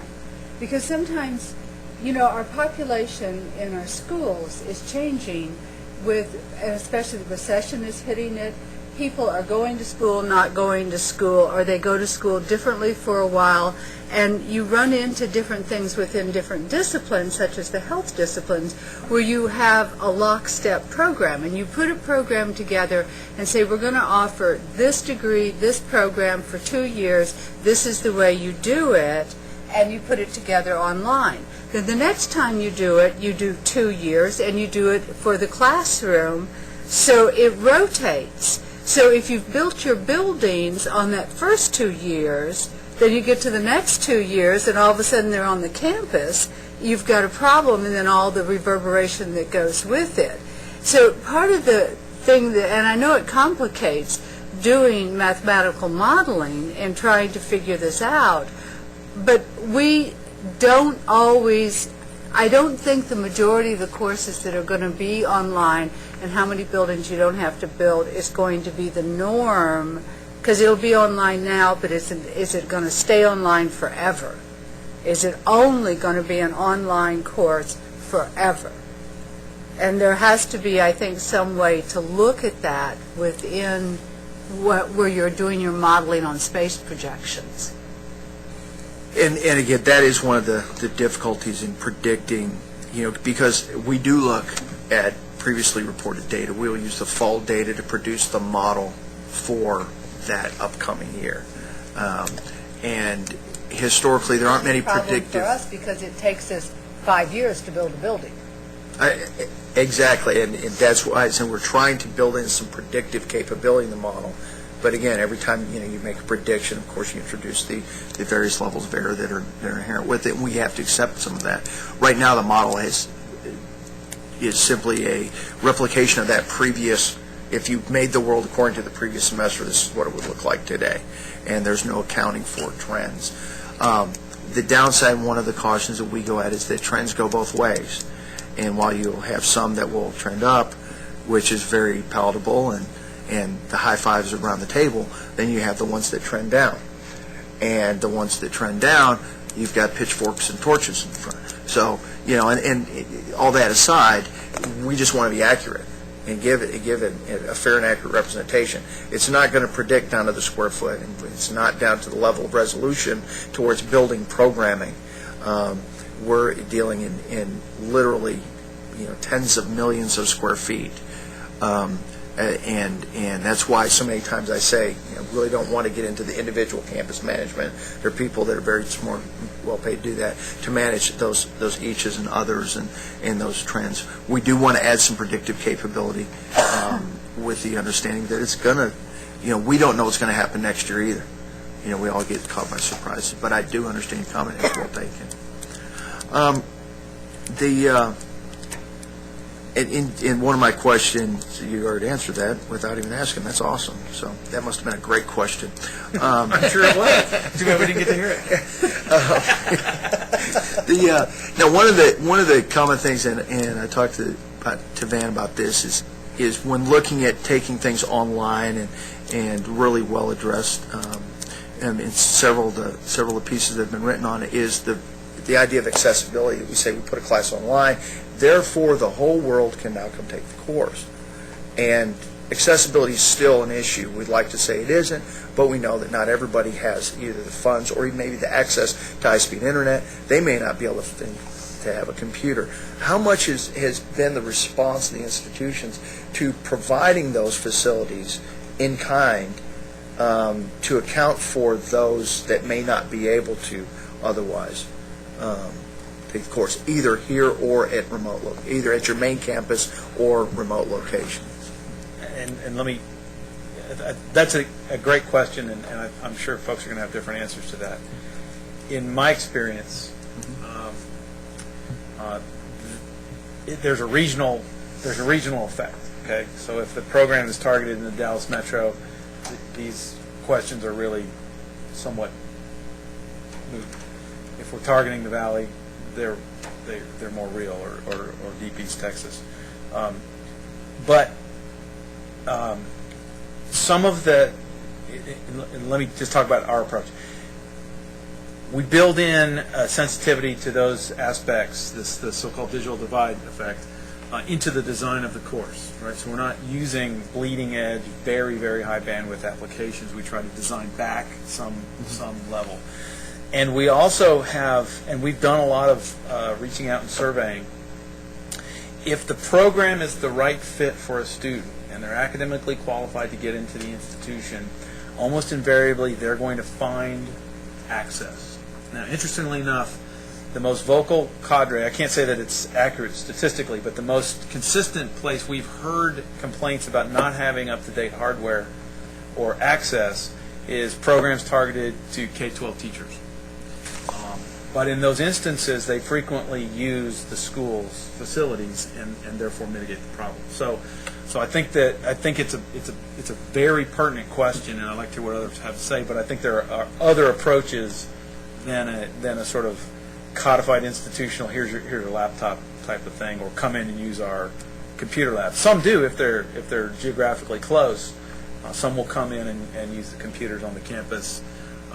We've seen an increase of on-campus students taking online courses from the dorm. So Not much problem with that. Right. No, and I would support a lot of what Rob just said. I mean, again, we're not using a lot of bleeding-edge technologies in delivery.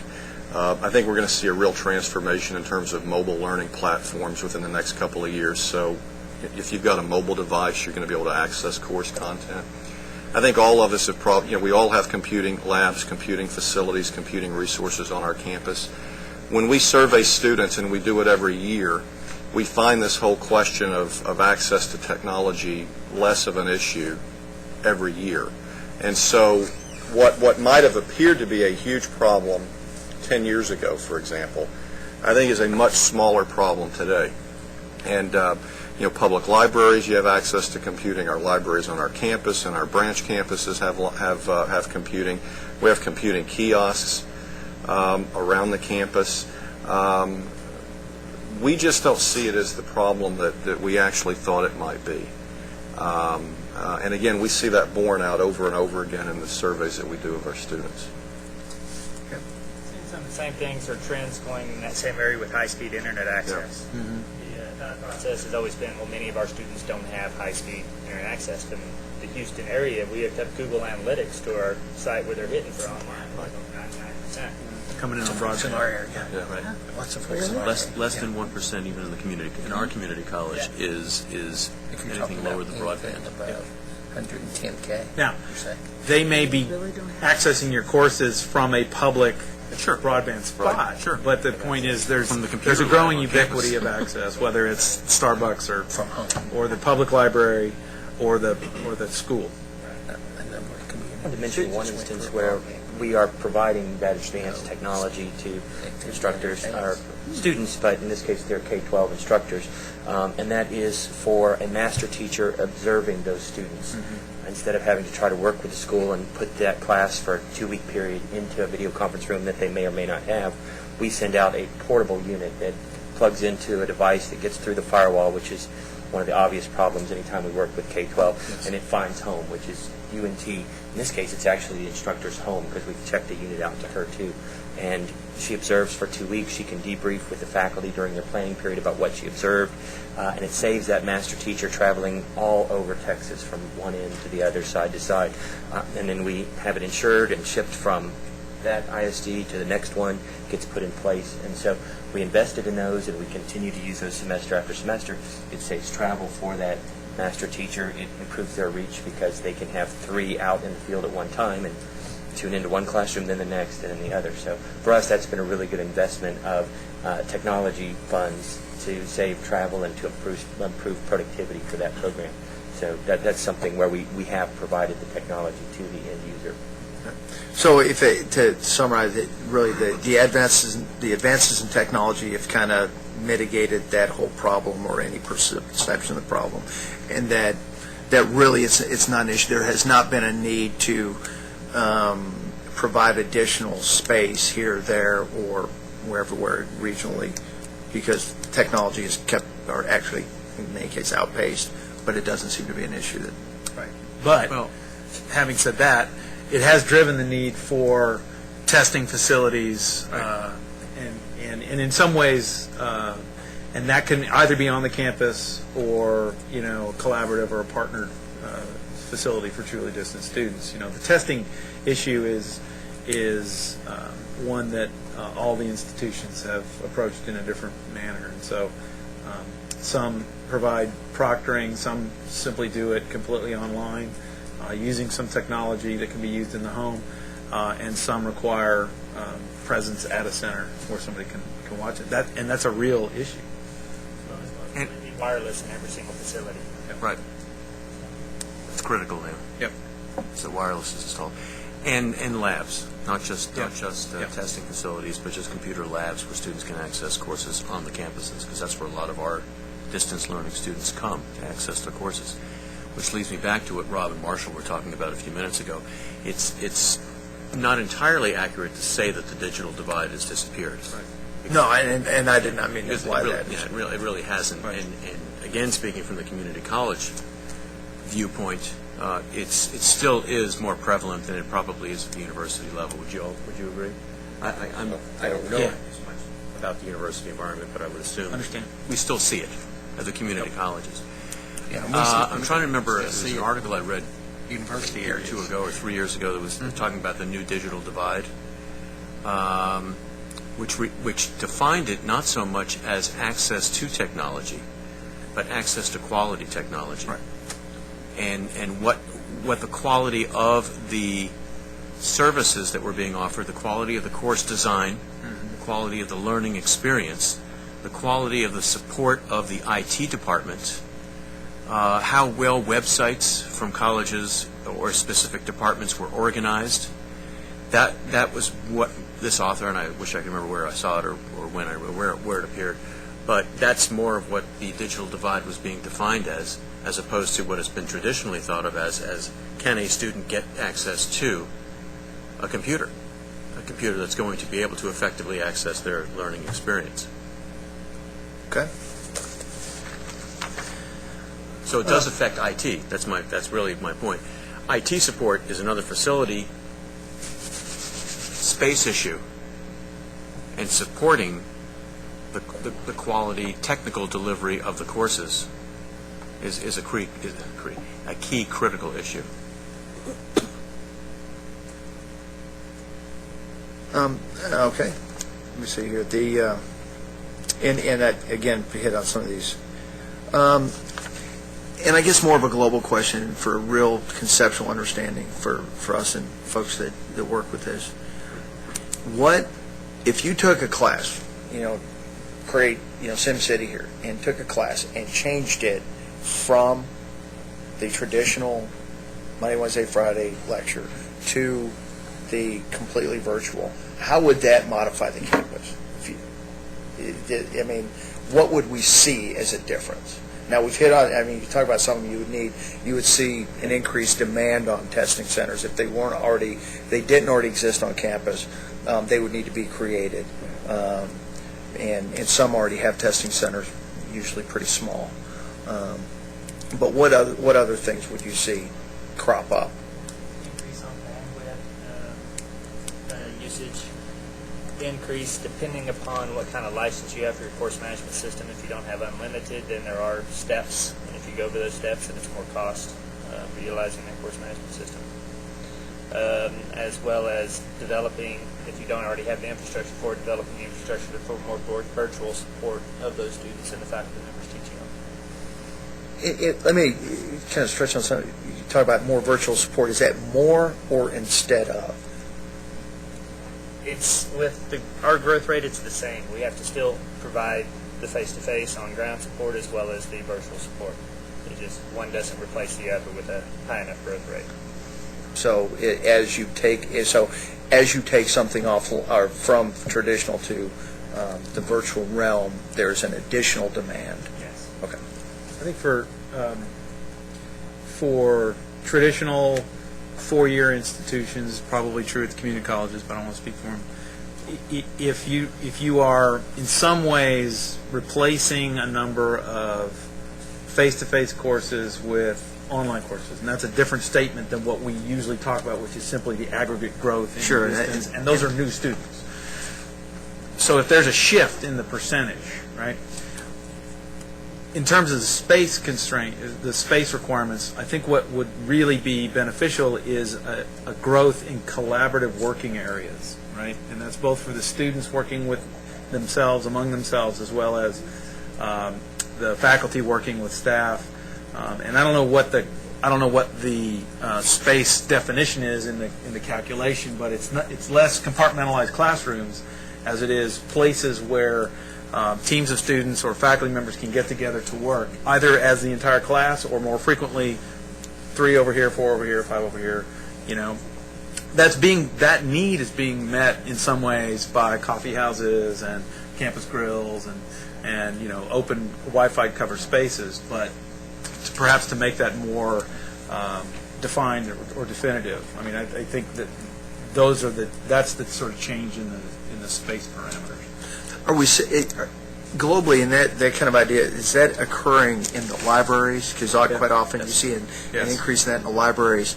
Are they being handled in different ways? Libraries is a key place where this happens, and I would defer to Doug, our resident librarian. We are seeing, I think, in some places a reduction in the stack size and turning it over to collaborative space. Online.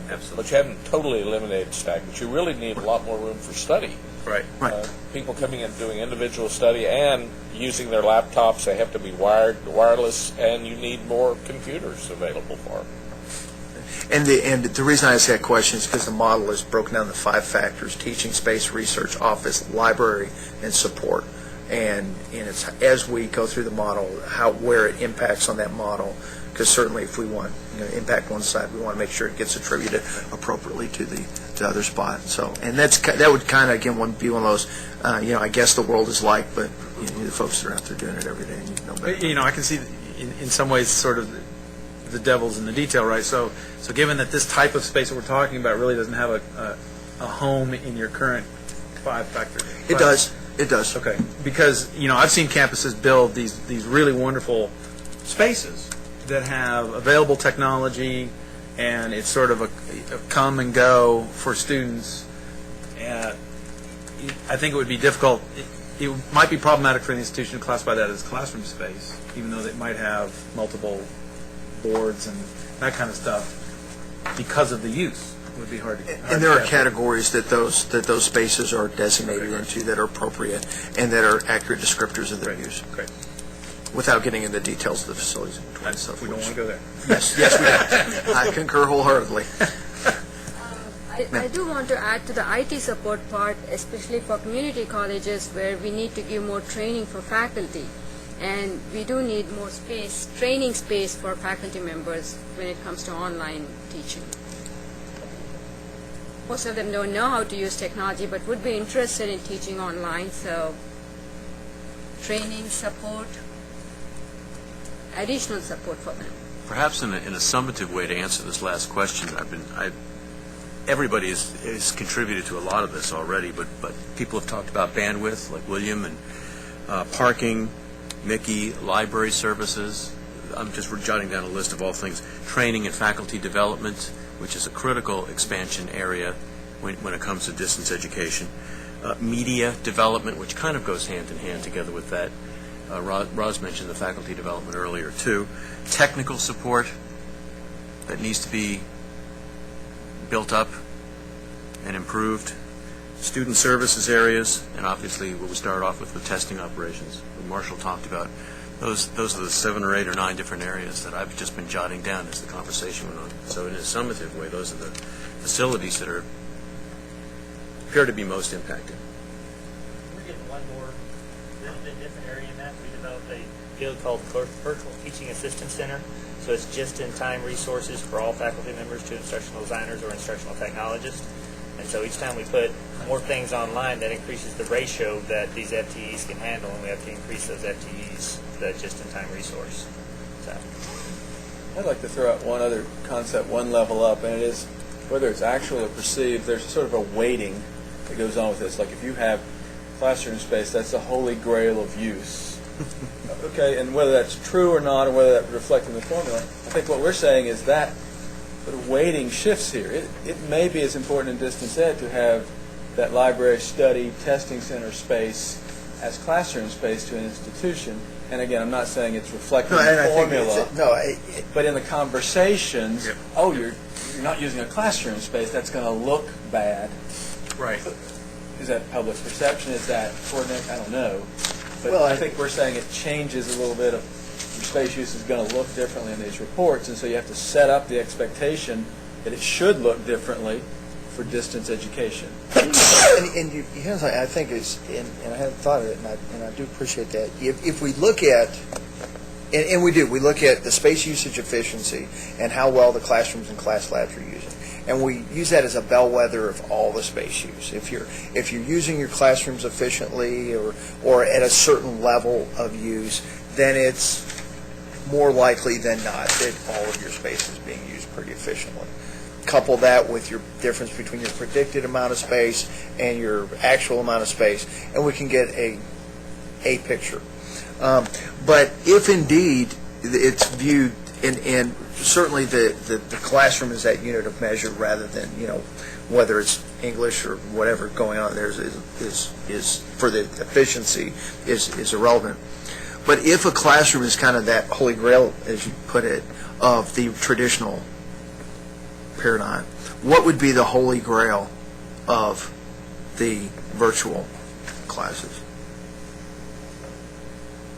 There probably is none, because it takes a lot of flavors. There probably is none, because this education happens in so many various flavors and formats. It's kind of, I would imagine it's hard to typify and say, yes, this particular measure or metric is indicative of what happens across the board. And it'll change next week even if you find one. That's one of the issues is you were talking to a group of folks who facilitate catalyzed change on a campus, and our field is changing very rapidly. Sure. So it's very difficult to say what distance education is going to look like even in 5 years. Oh, absolutely. The rise of mobile, the ubiquity of devices and wireless, and changing student demands. So it's really tough to say. It's not the classroom. Yes, that's what we. Okay, got it. What we can say is what it won't be. Right. That It won't be in there, but it's not solely chalkboard that. and a faculty member. It will be less chalkboard and a Well, faculty and- member. and Some of that's- those guys are going to be around. There a won't be long as time. many textbooks. Right. Well, and An idea, could it be the faculty members, the amount of office space devoted to faculty members who are teaching online? Yes. Because, as someone said earlier, that seems to kind of remain constant. We've got less than a handful of folks teaching online for SFA that aren't actually on campus. Right. Most of our departments still want those faculty there for one reason or another, so they take up an office space, although they may be teaching one online course or they may be teaching several online courses. They still occupy that space. We can't underestimate the impact of the size of your office and the location of your office in the pecking order of the faculty. Anyway. With more online courses, you may find faculty that are not even in the same state with you. Yeah, so it's Right. not a perfect model, but the things that have changed the least, perhaps, might be the faculty office. Yes. I'd agree with that. Right? And the good news is we deal with that at different factor Right. for office space, and that's in some aggregate numbers. And certainly the challenges of office envy are something I'm glad I don't necessarily have to mitigate or arbitrate. It's one of the things that because of the rapid change and the unpredictability, predictably it's going to advance. How it's going to advance is unpredictable. As we go forward, our challenge is going to be to make whatever the model is broad enough to accept the change, yet restrictive enough to actually account for reality, and not say 74. Where'd you get that number? Because it's between 75 and 73, and to really get those data. And again, we are on the absolute front end of that. We will be sending out some requests. There aren't additional reports, so please don't take them as that. There will be requests because we're trying to build an objective foundation as we go forward, and we'll be asking questions about the courses because we are in the process of changing the reporting, and we're trying to do kind of both at the same time. There will be that parallel trend, as Gabriela was saying, that parallel period. But trying to get an idea of where, if we had to plug these virtual classes or the various flavor instructor group, instructor individual courses in, where would we plug them in? Because in our model, an undergraduate student in a program area 4, which is English, which has a relatively low space demand, would model on the aggregate 45 square feet per full-time student equivalent. So for every 15 hours taught, that would be 45 square feet. In terms of a more demanding, say agriculture requires more space, that would be 90. So we actually have to look at what level they program in, or what program, whether it's, again, engineering, architecture, whatever it may be. And there's 4 different areas that model 4 amounts, plus each level, whether it's undergraduate, graduate, or doctoral, has a different amount of space to it, and of course the full-time calculation is different there also. So we'll be asking for some data to use as test runs to plug in to see how that would shift, and then trying to check that back to see how is the array of space at the campus changed. So as and try to do almost some regressions. Well, no, it'd be regressions as X number of full-time student equivalents goes up in the non-traditional, however you want to put it, definitions-wise. What have we seen as a tangible change on the campus? Likely we've seen some changes in the library space. OpenStack space has changed for study space. Probably that's occurred across the board. And so, again, as we ask for these, please, they're not additional reports. So no torches and pitchforks. We're trying to just get data to run these with. And how many hours, and several little, hopefully they're not too intensive. But in the last question, if you had to give a global percentage of change that has taken place in the last 10 years, from the traditional to the distance arena. We don't have to leave. We got the email about don't freak out. Or freak out. Feel free. What would you say would be kind of a percentage across the board that it has shifted? 10%? 5? 15? Change in what? Space? No, not space. The actual number of courses and number of hours taught. And what was the time frame again? Over the last, say, 10 years. Over the last 10 years, we've gone from about 3% of total SCH to about 11. Is that representative of 20, a little bit higher, we're between 15 and 20%. A community colleges, they're closer to 20. So, not to yell, but 15% of the total SCH and probably closer to 3 or 4 or 5 at the universities. Okay. 15, maybe even closer to 20% now. Yeah, and Steve and I are about the same. Yeah, I think so. I would say so. Okay. Tom? I want to take this opportunity. I am too. I encourage you to reach out to us anytime these kind of questions come up. We would be happy to find some people to come sit with you and have further conversations. We are on the absolute lead edge of this, so this isn't there. We haven't even. We're just starting to study. We haven't yet to make any conclusions. It's a fascinating conversation, but this is a good time for us to break since the alarms are going off. Whatever folks.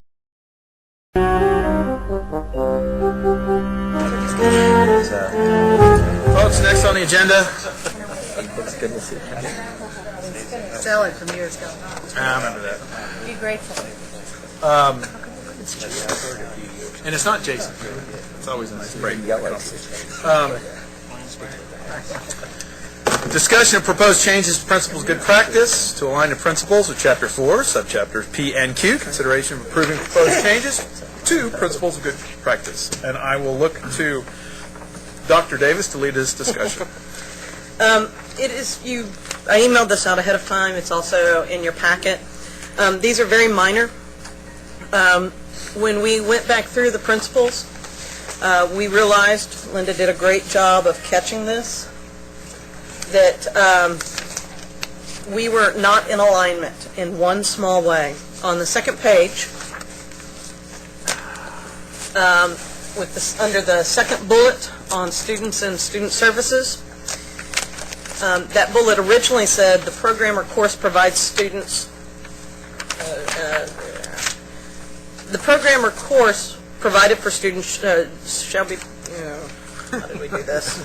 Basically, it said, Can we quote you? yeah, please. It was not clear. It was awkward. That's what we changed. We made it less awkward. And then the big change was on page 1, under, let's see, 1, 2, 3, 4, 5, number 5, under curriculum and instruction, which we deleted. Our old rules and policies said that there had to be, well, the policy said that there had to be an on-campus program being offered if you were going to offer an off-campus program. And clearly, that's A, not really what has been happening, and B, is not in the best interest. And so when we made our policy changes that you guys had weighed in on, we got rid of that language in the policy and procedures document and then needed to drop that language from the principals document. So that it now no longer says that anything that's offered electronically is also offered on the institution, face-to-face. So those are the only two changes. This is a document that in the past you guys have voted on, and so that's why we'd like you to vote on it again to say that you're okay with it. I have a question. That's the point. In the past, I've noticed some differences between the version of the Principal's Good Practice, the coordinating board, and the one that's used by SACS. Has been any looking at whether or not those documents currently align or where they're out of alignment? There has not, but that is something that we do need to do. What we can do is, if we can get this approved right now and get it up, then we can spend some time this summer looking at the SACS good practices and ours, and then looking to see what needs to be in alignment and bring those issues back to you guys at the next meeting. Can we make that part of the motion? Yes, you I know can. there were some significant and good changes, and whether it's come out in February, the new, very new to us, rules from SACS, and so I know that we haven't had a chance to address those, but there's no sense in holding up, making this better in the interim period with more deliberation on comparing the two. I can certainly make that part of the motion. The person next to me will probably end up doing it. I was just formulating the motion. I have a question. In the past, weren't there two different documents, one for programs and one for courses? I believe you are right. And is there another one floating out there somewhere, or is this, if we say principles of good practice in text, is this the one and only? This is certainly the one that I've always. This is the one that we ask but you're probably that institutions certify. We don't ask that institutions certify the course one. This is the one that we ask that they certify. So for us, this is the more important one. Okay. This has both in the title now. It says and credit courses. Right. Some language. Which I think helps clarify for me that this one addresses both. Okay. I just want to make sure there wasn't some other one still out there. So. Nope. All right. Further discussion? Just real quick, we adopt these as a part of our standards and guidelines for our institution, and this is, do we have to keep it separate? Oh, yeah. Adopt it as a section in it. Yep. Other thoughts, comments? Have any bearing on continuing education online courses? Yep. No? It can, if your institution chooses to implement this as a guideline, but that's out of this coordinating board's purview. Continuing ed, if it's continuing ed that is self-funded, Yes. Okay. Just sense. Other thoughts? Do we have a motion? So moved. Second. Doug moved. Doug, do you mind restating it? Move that we accept the principles of good practice for academic degree and certificate programs and certificate courses offered electronically as they are amended on this sheet. And with, I believe we discussed about having a review of alignment with the SACS version as well. Yes. Are you okay with that? Yes. All right. Did we get that? Generally? I'd like to read it back just to make sure we're all in agreement. It says, Gay Bumstead Perry gets Yeah, we accept the Yeah, it's there. It's there. Okay. full band, and then the review of the sax version. Yes. Do we have a second? Second. Thank you. All in favor of the motion, please say aye. Aye. All opposed, same sign. Any abstentions? Thank you all. And on that note, let me tell you as well, we have just recently posted the revised policy and procedures on the Distance Ed website. Those just went up, as well as revisions to all of those charts that were there, which are hopefully, both the revised policy and procedures are hopefully much, much clearer than they were before. And the charts, I can guarantee you, are clearer than they were before. We will be sending an email out in the next day or two to your chief academic officers, informing them that we now have a new set of distance education policy and procedures. We will attach it to that email. We will attach subchapters P and Q to that email, and we will also provide them with the link to where they are posted on our website. For you guys, it's where they've always been. You just go to the Distance Ed page, and we've made the changes there. So, Would we be copied on that email that goes to our chief academic officers? I can certainly do that. That if would you'd probably like be me to. good, That'd be useful. because then we know if they're having their little dithers to help them. So when they call us and ask us, we will know what they're talking about. We can certainly do that. That makes it look informed. Which is always an illusion. Being kept in the loop. Right, but Anything to make your guys' lives easier. thank you. Anything? Well, almost. Getting over dangerous ground there. Back, Linda. I'm going to draw some lines with things with Rob Robinson. That's always a good idea. And we ended up incorporating pretty much all of the comments that were made on the wiki that you guys made ended up being incorporated into the document. So for those of you that provided us with that feedback, thank you very much, and it was not in vain. Thank you. All right. Discussion of updating the state's strategic plan for distance education. This document needs to be pulled from the crypt, dusted off, and reviewed. It is, I think, approaching 10 years old. 11. 11 years old. So, I believe, and I hope you do too, that this has the ability to have some real utility in today's discussions with policymakers, with our institutions. But there's work associated with this. So, let me ask Van to say a few words, and then we'll figure out how to approach this task. We emailed two documents to you. One of the ones that we emailed was the it's 1996. The 1996 State Plan for Distance Education. So it is 13 years old now. So that is what we have as a state distance education strategic plan. Also emailed to you a 2002 document that some of you worked on, which was critical issues facing distance education in Texas. And that focused on cooperative purchasing, distance education, collaborative content and program efforts, regulatory and accrediting issues, distance ed course and program quality assurance and assessment, and technology issues. So you got that as well. What is in your packet additionally, but was not emailed out to you, is a document that Mike Simmons sent over to me, which is from March 2007 and includes some discussion on distance education costs.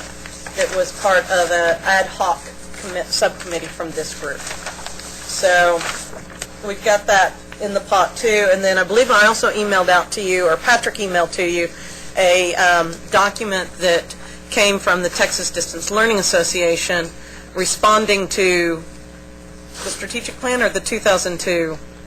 Well, it was actually a request by Senator Royce West to provide some information on distance education. Okay. And so we're trying to come up with what the critical issues were, and we're like, well, do we reinvent the wheel? Let's go look and see what the DEAC coordinating board has done. And so we took the master plan and, actually the 2002 report that was dealing with issues, and we looked at, are these still relevant? And for the most part, they were. We added a few things, edited here and there, but that's what we provided as, and we did this through a survey that we sent out to TXCLA members, and we aggregated that data, and a group included Mike Simmons, Kevin Eason, Jenny Joplin, some others in the North Texas area and beyond, in looking at those and formulating that as, here's what we think are the critical issues now, and again, still things that were relevant from 2002. So we've got a lot of different sort of documents floating around of work that's been done in the past, some of which may still hold water, some of which may be completely rusted out by this point. And then we have other issues that we know that have started to emerge. I know that Amy and Ron have been talking about and would like us to also talk about dual credit and the issues of dual credit and distance education, which is becoming an issue. There may be some other things. I mean, certainly there's a lot of discussion now about decentralization of distance ed, and I don't know if that's something the committee wants to discuss and weigh in on. But what we would like to do is be able to, in the next 6 to 8 months, have something that is more reflective of what distance education in Texas looks like and what this committee of experts sees as the most critical issues that need to be addressed and what you see as the direction that we need to go. And I know that's assuming a lot of agreement on your parts. So that's sort of the larger framework that we're starting this discussion in. Let me ask a clarifying question. Would we be writing this for? In other words, what's the audience? The audience right now is going to be the coordinating board. Okay. However, I would not be surprised if we see distance education emerge during the next legislative session. It has certainly come up in the governor's cost efficiency task force and their discussions. And so this would also then be a tool that would be used hopefully to inform the coordinating board's response to legislative requests, staff requests, and then also to these other issues about cost efficiency and other state committees that are working on these. All right. Thoughts on the general task? I think you should appoint some obscure sub-subcommittees. People chair. Amen, sister. Chair of creating obscure. Since Mike started this work in as though he should finish it before he goes to Charlotte. That's right. You've got your work cut out for you, Mike. Yeah, I'll get the Final project. That'd be great. I'll get that done. Okay. Remember when you were writing your thesis? Yeah. Piece of cake, right? Now, so how do we take a bite at this apple? Well, first, let me ask: is this an activity that DEAC needs to engage in this year? I would think so. Particularly with the session coming up. All right, I just want to get general agreement that because it's not necessarily a small task. We're going to blow this up and start again and reshuffle the deck. I did this once before. Yep. So, having said that this is something that DEAC should be engaged in, do we have some ideas about the way that we can focus the work without burdening too small a group of folks? Typically, when the DEAC has undertaken these, we form a subcommittee who then wind up carrying an awful lot of load on their back. And if we agree on that, that's cool. I may have some free time on my hands.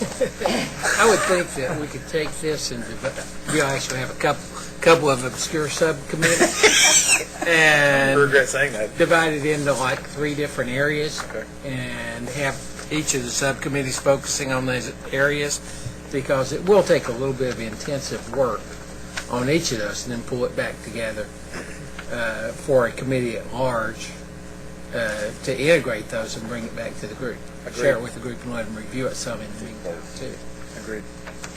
Rosalind? Just a thought, as I was looking at this, and I haven't really looked at it in a great deal of detail since it got mailed out, but it seems like even our approach to writing these kinds of things has changed significantly in the past 13, 14 years. And so is this, I think the big question is whether or not this is to be, quote, a master plan, whatever that is, or a strategic plan. Now, I think that there might be a difference there, because if it's to be a strategic plan, then it might be worth this group's time to talk about what will be some of the strategic priorities that we need to appoint committees to talk about. Right. This is much more, well, there's a lot more text in here, a lot more, descriptive text and so forth than you would see in a typical strategic plan. So I think that some guidance in terms of what would be helpful for the coordinating board for the state. If you're looking at, like I said, I'm not sure I know what a master plan is as compared to a strategic plan, but when I look at this, I don't really see anything that I would call goals. Right. Goals. Yeah. Yeah, this was, and I joined the advisory committee right at the time this was being brought for vote, and it was basically, there wasn't that much in-distance learning at that time except for telecourses. There was movement into two-way video, and there was movement into online courses about that time. So it was as much a descriptive educational instrument and a defining instrument as it was a strategic initiative. So it was really setting up how would we work this group, how would we establish rules for assessing the quality of courses, and really just that base level. And I think you are right. It's a different component or different nature of a document than we'd want to do now. But if you just look at the bullet points on the front page here, the executive summary, even though the context has changed, a lot of those are still some of the issues are hot issues. Now, whether or not some of those need to be collapsed into goal statements or whatnot, or even priorities, certainly we can tell you what our institutional priorities are, but from the perspective of the state, if we're thinking of speaking, providing some assistance to the coordinating board in terms of what are the strategies for the state, then that becomes very different, I think. Or it could be very different. Agreed. Other thoughts on the structure? Any broad thoughts about this plan document? The I do agree on the strategic plan part rather than a master plan. And to be clear, strategic plans have goals and strategies associated with them. And master plans have what? Heft. Heft? They have heft? Gotcha. One question I have in using the language strategic plan versus master plan, because we could stick the other stuff in there. It occurs to me when I look at some of the stuff for the coordinating board and the state stuff that's on websites, they use the words master plan a lot. Is that something that we have to dither about? No. You can call it whatever you want. Yeah. I mean, this document was originally done by legislative mandate. I mean, it was, it was done by legislative mandate, and it was done using a committee of people that were appointed and nominated outside of DEAC. What we're trying to do is get a handle. What would be enormously useful for us is to be able to get a handle on not just where we are, because we can kind of do that, but where should we be going, and where are y'all going? And so that, to me, that has more of a connotation of being strategic about here's where we should be, and particularly being strategic in times of increasingly limited resources, so that there's some prioritizations there as well. Vanessa, although I could see some utility in even taking members of this group and having them chair other groups that were not on this board. And I could see a group of financial officers, of chief academic officers, of presidents, pulling together groups like that to get input to this, maybe legislators pulling together groups of them to, if you really wanted to have something that could be used by the coordinating board for advisement and could really give a strong input to that. I think our group would come together to put all that together, but I could see them having several different focus groups or things of that nature to get input on it. I would agree with you. He's going to be to identify mission areas, right? To get mission areas and then attach your top priorities to them, drill down to strategies, tactics, and metrics ultimately. That'll give you a strategic plan. I would agree with Nikki that distance education is a fast-moving train, and the fact that this hasn't been thoroughly overhauled in 13 years, we can't do this and then say we're done for 13 years. So maybe we need to think about it as maybe a 2-year cycle to align with legislative funding periods, and go, okay, these are going to be our priorities for these 2 years, and things we're actually going to be able to sink some teeth into, and then revisit those in 2 years and see if others have come to the forefront. And I think it would be a strategic plan that we would have some goals and strategies and objectives and how we're going to carry those out and have to be measurable and all that good stuff. But so we can focus our attention. I think it's really good to be inclusive, to go, okay, some of these things we don't know. I mean, some of this we may need to pull our IR folks in, for example, for reporting, our space utilization officers for space.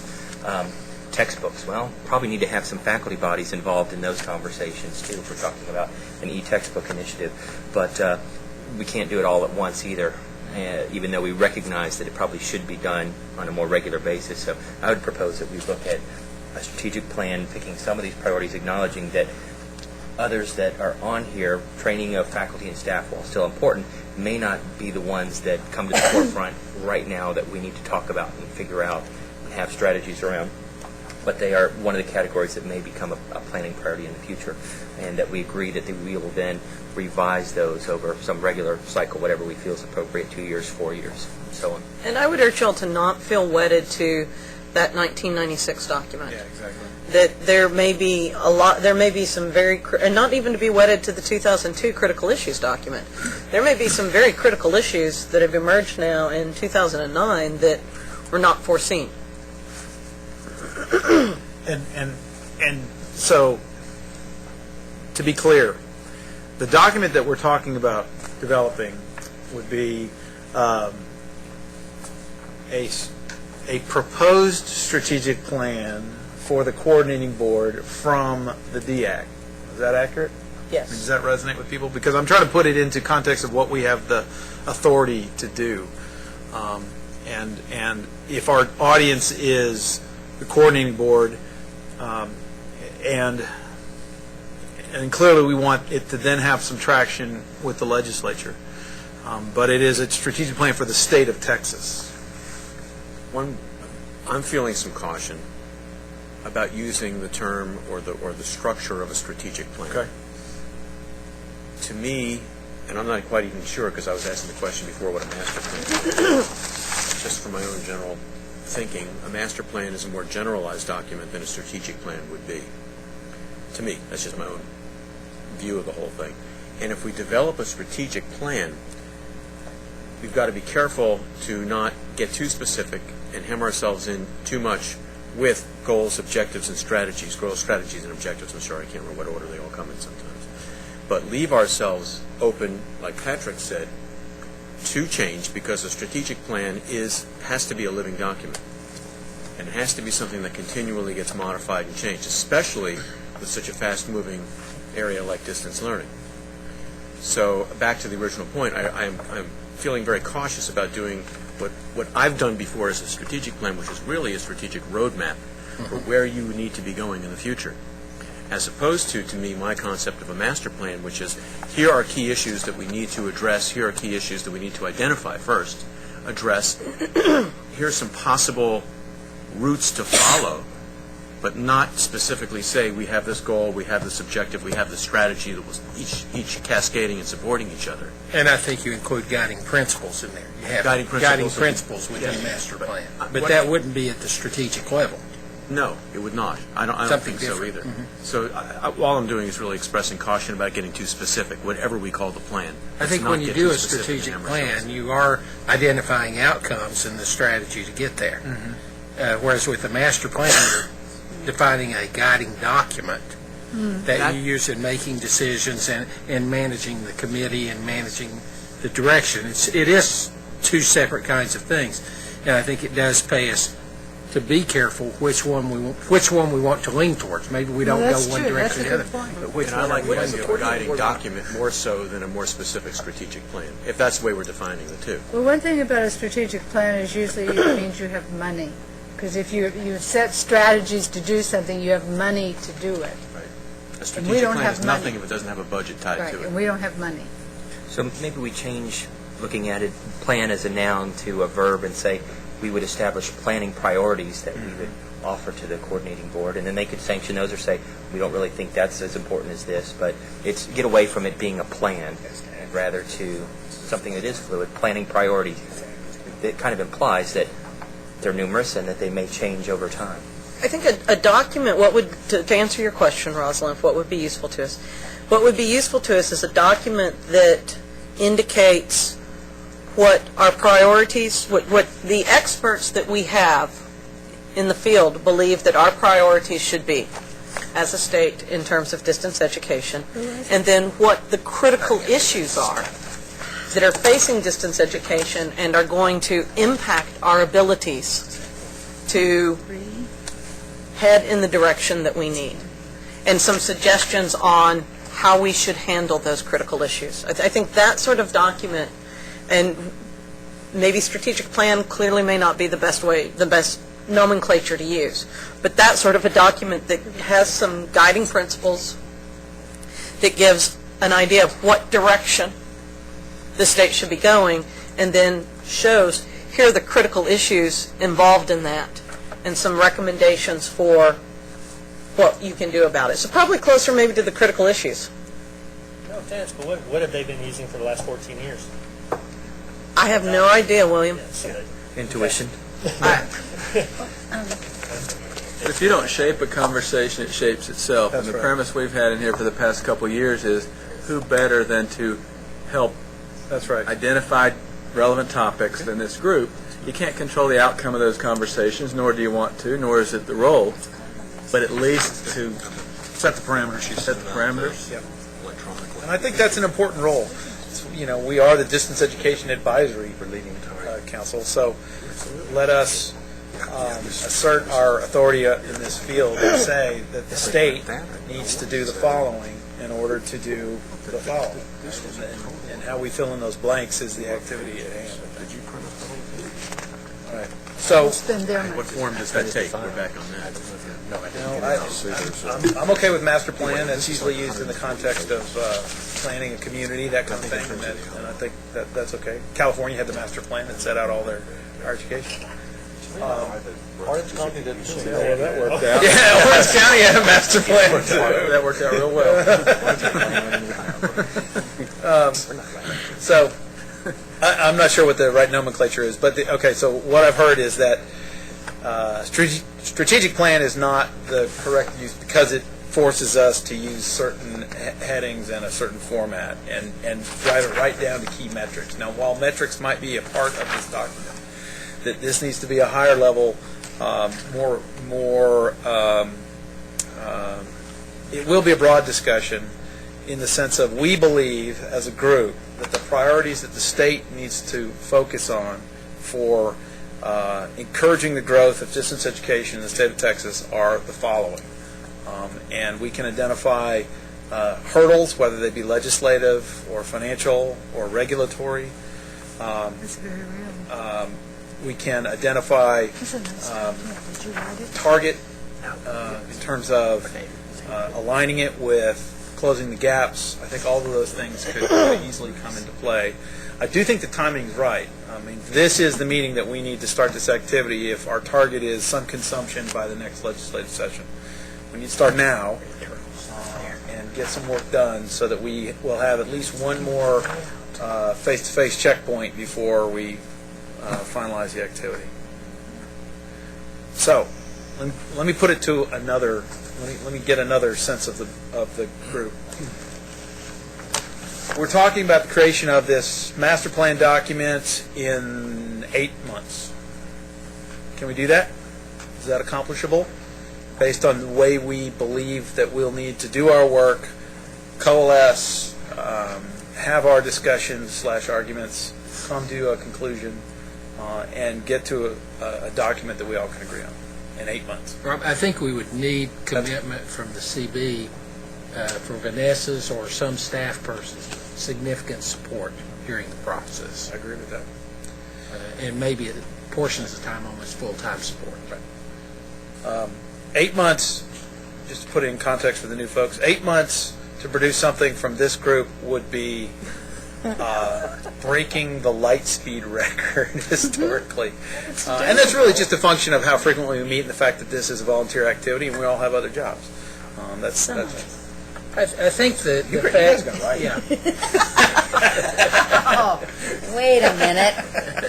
the fact that we have wikis Yes, that helps. now helps tremendously, and I think each subcommittee could be developing their own component there and contributing to it. And part of the aspect where we brought in others to meet related to topics, again, a large portion of that might be possible by teleconference or technology.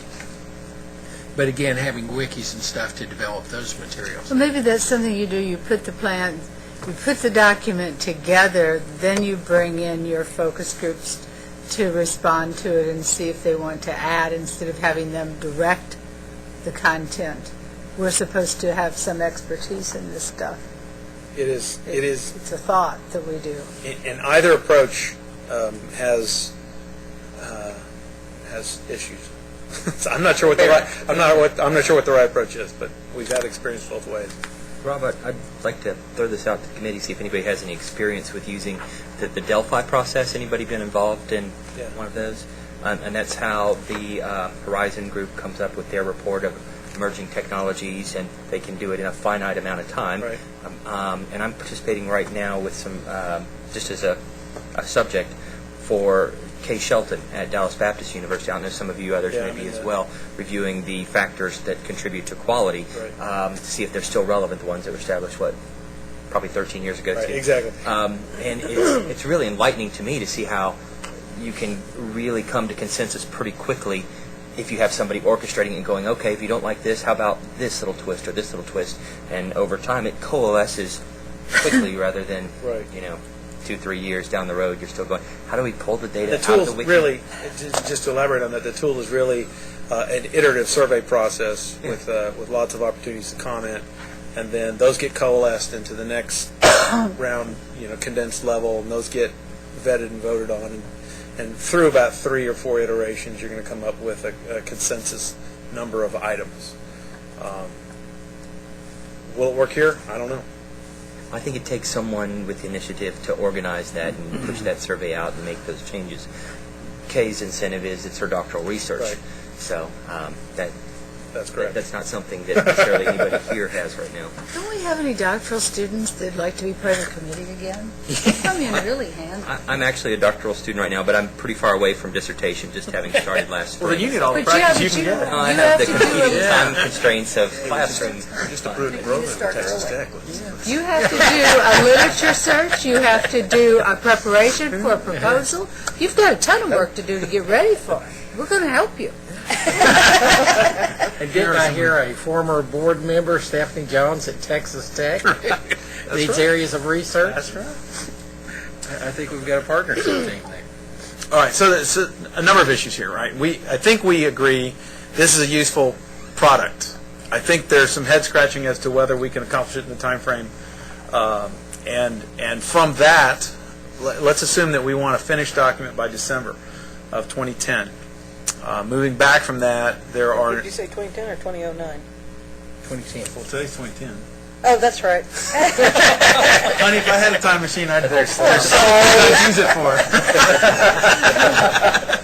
And that comment just encapsulates and wraps up my world right now, just so that you know. Rob, what I would recommend, because you really want to have stuff done that's going to be considered by the legislature before December, is that we look at having a preliminary report available in October. and then have the final document could be moved up into the spring. Right. It wouldn't have to be a That makes sense, 8-month Mickey. document. Right. So we don't have to have the final, but it's But a working document. consumable document in 6 months. Yeah. There are going to be a lot of conversations about distance ed coming up in the next few months.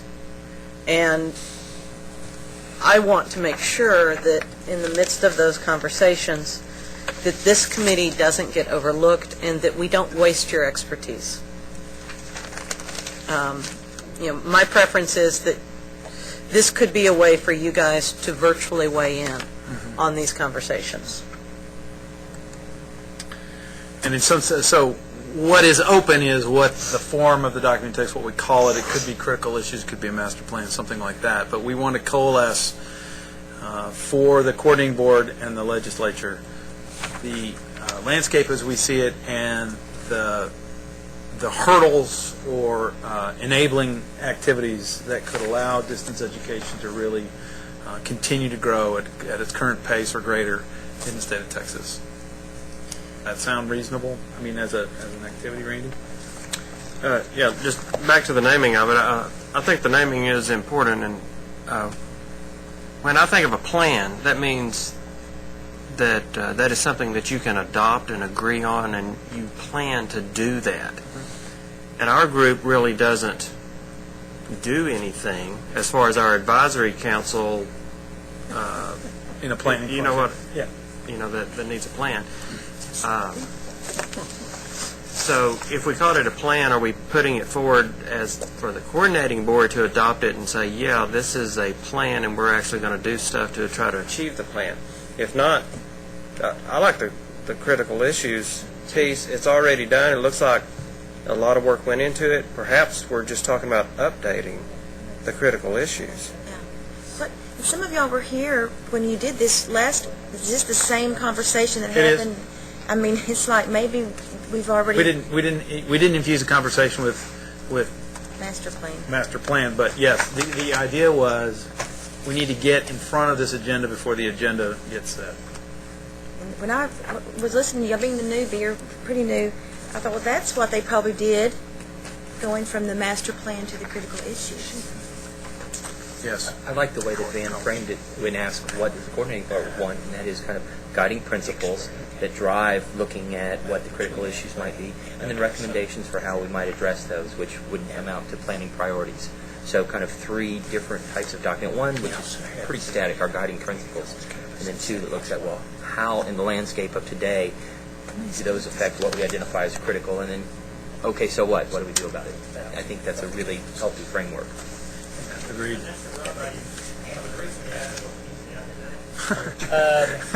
Besides my children. And I wrote a curriculum document that is based on 3 key points with a lot of the points underneath the 3 key areas. Course and program quality, student retention, and organization. Lots of bullet points and the descriptions below that. I'd be willing to throw that out there for the first wiki to people to add to, subtract to if we wanted a starting point. Okay. I throw all those things out. Let me talk about this as a set of activities that we can do.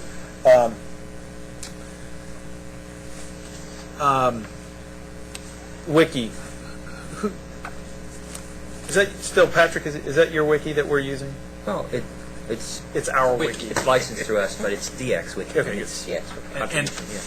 Does everybody have a login? Does everybody know where I that is? don't think I do, Okay. because I had some redos with a bunch of stuff, and I lost some stuff, so I don't Let's send think that I back do. out. We can easily get you back into the system, don't fret. So here's my proposal, is that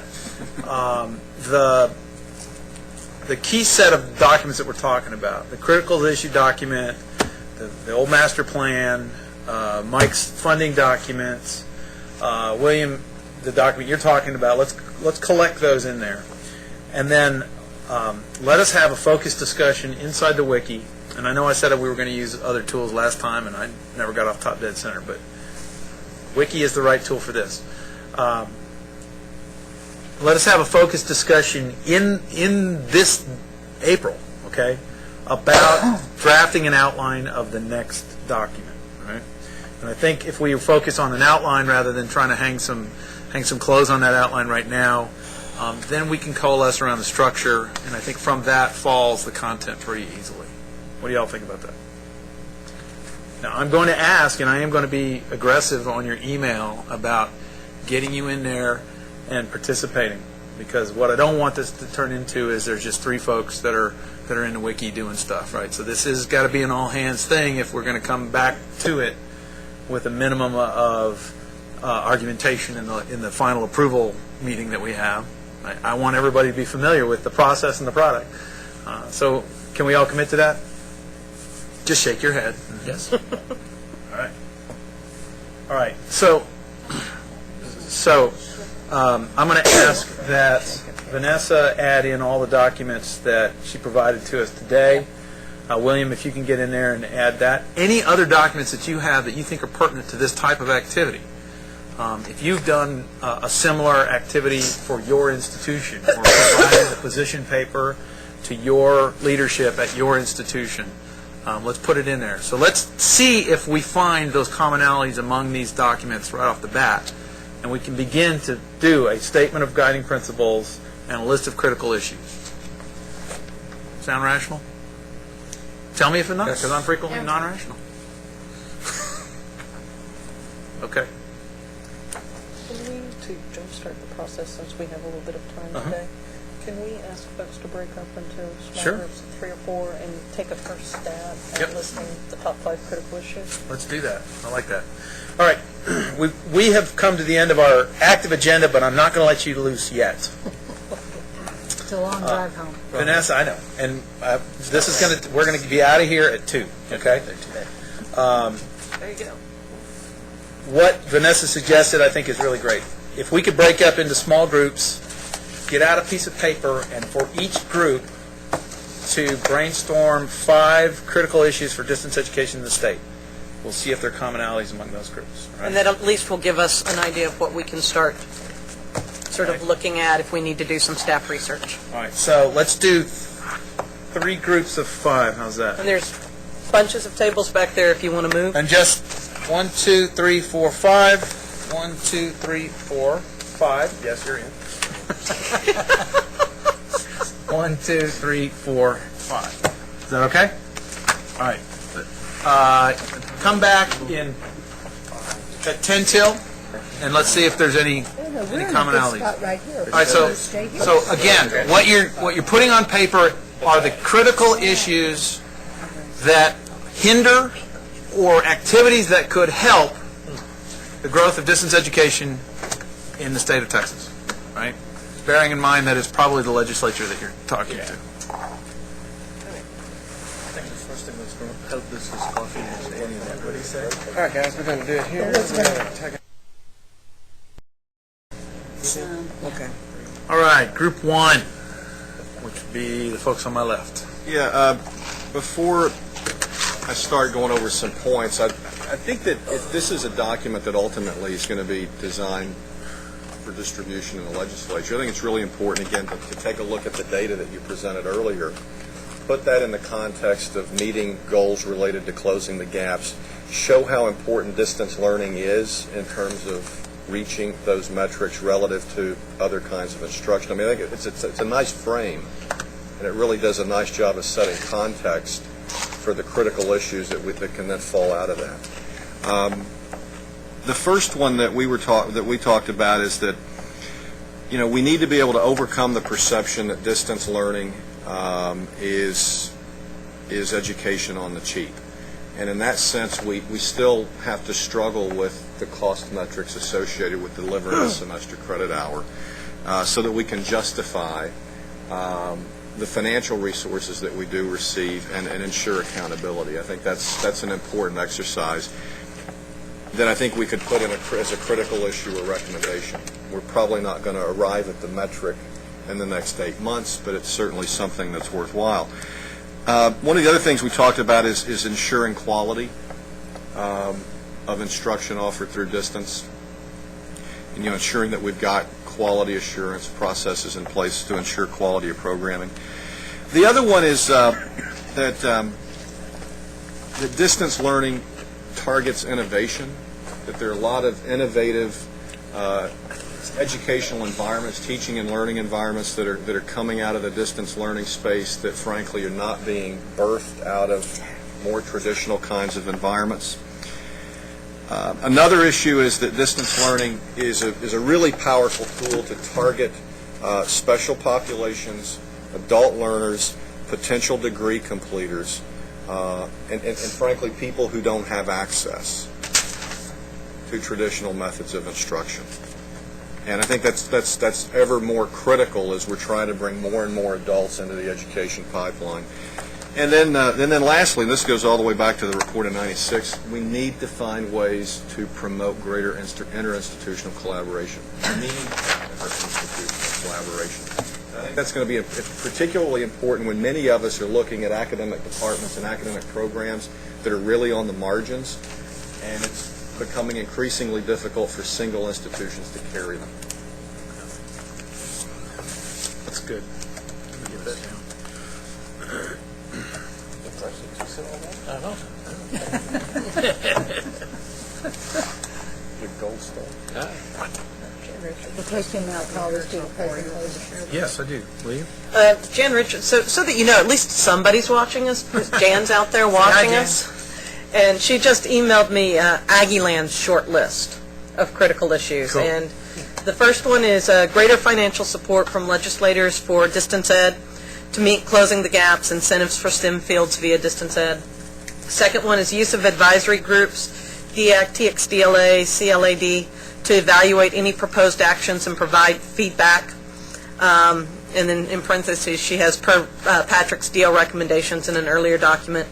Third is partnering between systems and eliminating duplicating resources. The fourth is to establish common course numbering in upper division courses. And those of us that are at universities know why the chuckle there. And then the fifth is emerging technologies such as e-text, mobile apps, etc. So throw those into the mix, and thank you, Jan. All right. Good. Group the second. I guess we added a few things. Some of the items that we had were the same as the other group. Good. Repeat them, Scott. I want to see the Repeat themes. them. Oh, repeat them? Yep. Well, one had to do with funding and cost and funding issues. I think that's always going to be an issue. The ones that I'll mention the ones that I thought were repeated. One had to do with course quality, and also there was a quality of preparation of the course, and then also the quality of instruction, which we called faculty preparation and training piece. The access issue, the digital divide is still out there in a lot of places. And the interinstitutional alliances, we talked a little bit about the desire for interinstitutional alliances, but that the funding mechanism really tends to be a disincentive to interinstitutional alliances. Or it seems to be, anyhow. Then one of the other things, and perhaps this was that Jan or somebody else mentioned, we talked a little bit about the disciplinary focus. I mean, we know what the four biggies are in terms of projected jobs out there in the state, but does everybody need to be offering the same programs? In other words, does there need to be more, I'll call it coordination from the coordinating board or whatnot in terms of the programs, or should it be free market, particularly at the baccalaureate and master's level in these distance programs? We talked about the importance of student services, particularly things like advising and, as the other one mentioned, library and so forth. I added legislative, regulatory, and reporting issues that could be either an incentive or a disincentive in some cases, to, depending on what happens. Dual credit we saw as being a big issue, having to deal with the dual credit. And then there are some things that may or may not be statewide issues or institutional issues, but one, the gathering and interpretation of data, that's clearly a state issue. Once we get it, what do we do with it? How's it interpreted? Outcomes and student success, some of these things may be more institutional than statewide. Online testing security, which could be a very big thing. Open source, e-textbooks. I think that was pretty much it. We mentioned it. Yeah, sure. I'd like to get a sense, and nobody's going to be held to what their initial impression is, but I'd like to get a sense about what folks think about what Rosalind said. Do you think that there needs to be more coordination across systems statewide in terms of distance education program offerings, or do you have a stronger feeling that it should function more as a free market and institutions can offer whatever they want, and the ones that are good will rise to the top and survive, and the ones that don't won't? Do y'all have strong feelings about that? We spent a lot of years advocating for the free market. It'd be hypocritical at this point for us to go back, I think. And certainly previous commissioners have advocated for a free market approach.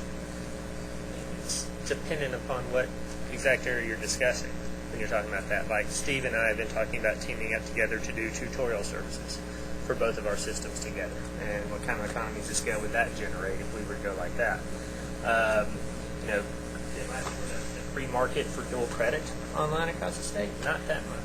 Am I really supporting a lot of these other institutions that make benefit from like that? Absolutely. So I think it just depends on what. What about this idea of that not every institution should offer the same online degree programs? I think the part of the issue is this is a relatively new world, right? Because we are, in a real sense, competing for students much more directly with online offerings than we were in sort of the regional focus. And what happens is there is a natural segregation because of competition, right? So the good programs rise to the top. They probably become a high-priced program.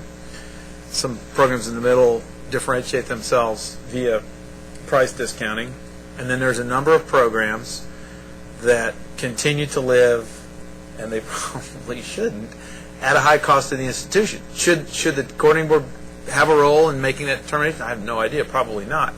But I think we're seeing non-cost-effective duplication of offerings, and I don't know what the right place is for that. But I mean, I think the concern is that much like the coordinating board has a stated opinion about doctoral level competition, but yet they tend to back off below that.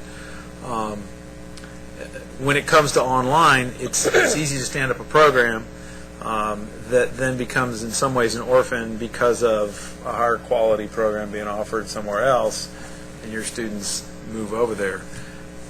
It's an issue. I don't necessarily have a dog in it. I think your point's a good one, though, that institutions, frankly, need to be much more vigilant about shutting stuff down. Well, absolutely. I mean, we actually go through the process now of doing a business plan before we do any new degree. We provide those business plans to the CB.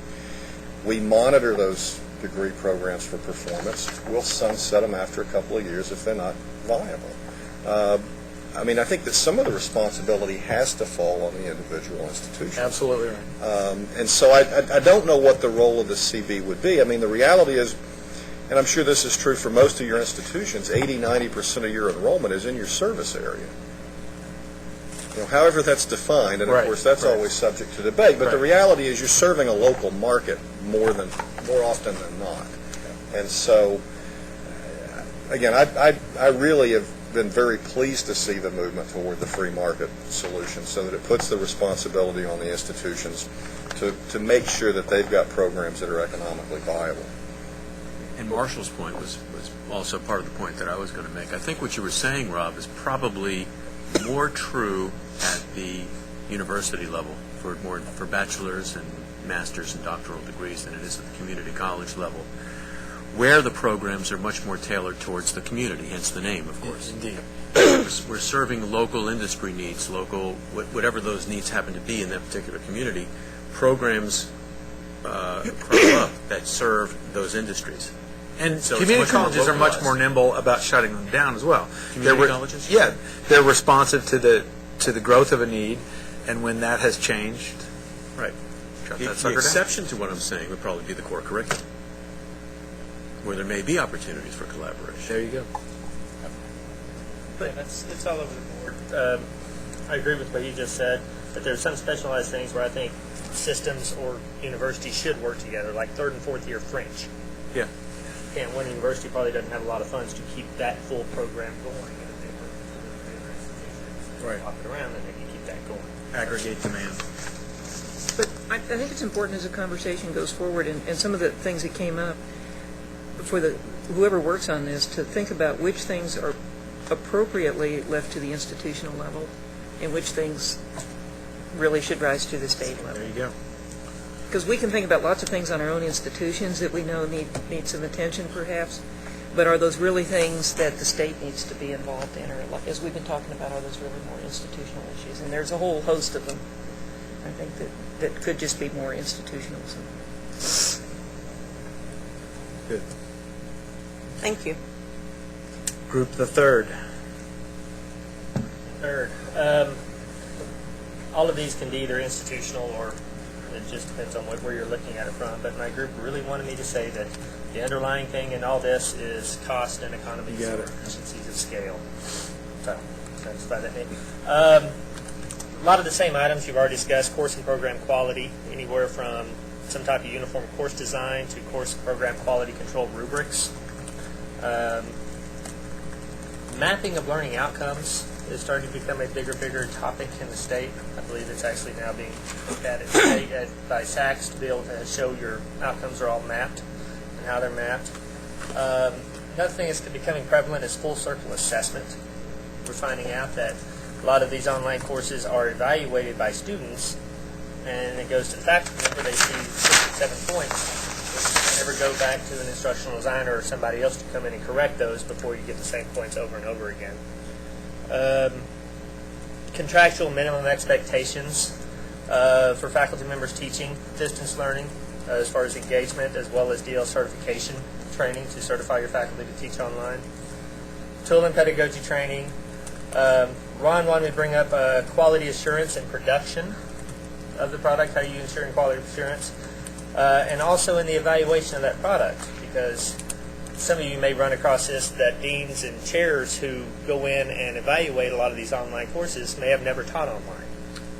What do they have to go by to tell if it's a quality course or not as they're evaluating these products? As well as just-in-time resources. We're finding that's one of the biggest needs, is they may have gone through tools training a long time ago, but they forgot and don't have somebody to call or get a hold of right then to assist them in how to do something. In the student retention area, online student and faculty resources, both synchronous and asynchronous. Student and faculty expectations for what's going to occur during this online course. Student retention checkpoints, as well as 24/7 assistance and tutoring assistance, as Steve and I have been talking about. And then under the central organization, single points of contact, system-wide student success monitoring, metric assessment and management. What's the data telling you? As well as consistent brand quality, coordination of online offerings, efficiencies, economies of scale.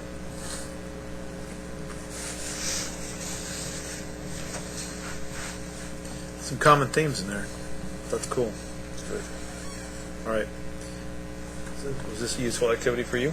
Very useful. This is going to become a document on the wiki. I'm going to put it up there along with the others, and I will, again, I'll be poking and prodding you to provide insight on this. I think within a week or so we'll be able to put up a straw man outline of the final document and then get a reaction to that, and we can begin to move forward. All right. That was a useful exercise for me. I'm glad to hear what the issues are. There were some things that surprised me and some things that didn't, which is always cool.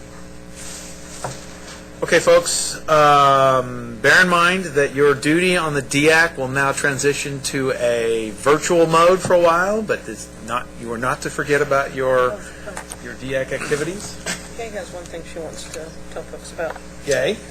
Yes. The end of this week, we should be totally live with our critical thinking module, which is online, and I will send you an email with information about it.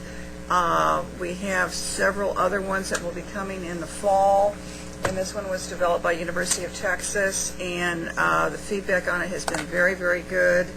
And it uses Flash, so it's a high-level one. What's the target for this? It's faculty professional development. Faculty professional development. And then some people also have looked at it and said, gee, parts of this would be really nice for online classes or student discussions of critical thinking also.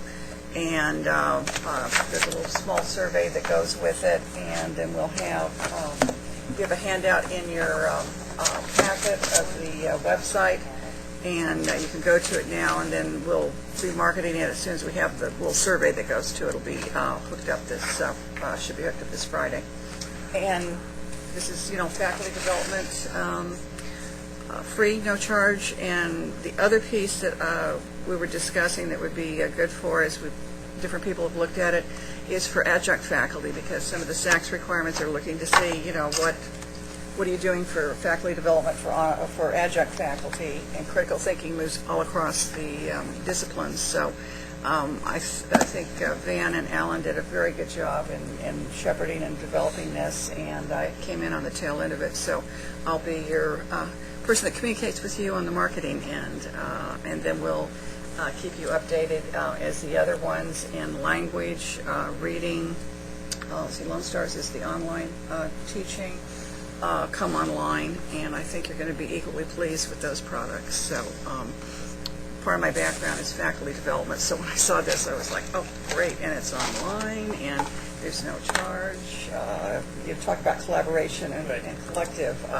I think this is a really good example of some very good product that has come from work across the state, and I think we'll all benefit from it. These were done with the course redesign funds, and Sude's group at UT El Paso is doing reading comprehension. There's another one at UT Austin doing foreign language instruction, and then Williams' group at Lone Star is doing best practices in online and hybrid education, and some folks over at Patrick's shop did the very, very first one a couple of years ago, which was elementary math instruction. I didn't mean to cut you off. The reading comprehension is actually ready to go. We've been sharing it. The only reason that what the phase we are in right now is that our test group was very local.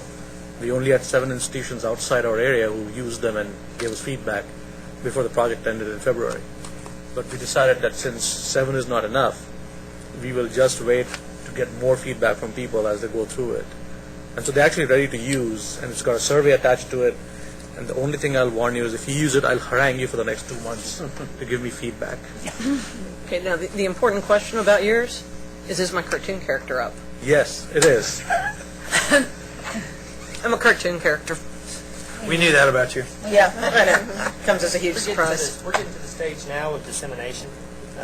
We're examining how we're going to not only disseminate it to our own faculty and our own ISDs, but how we're going to get it out through you. Been talking with Mickey about TextPod. I know we've sent him a lot of information on this after that professional development. I may be coming back to you with some stuff on helping us to disseminate this to get it across the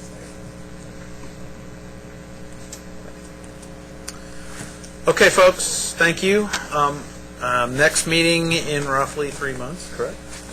And we'll put out feelers. They'll put out feelers about a date. And until then, I will see you online. I would entertain a motion to adjourn. Adjourn. Second? Second. All in favor? Bye-bye. Will you unplug me? Yes, I will.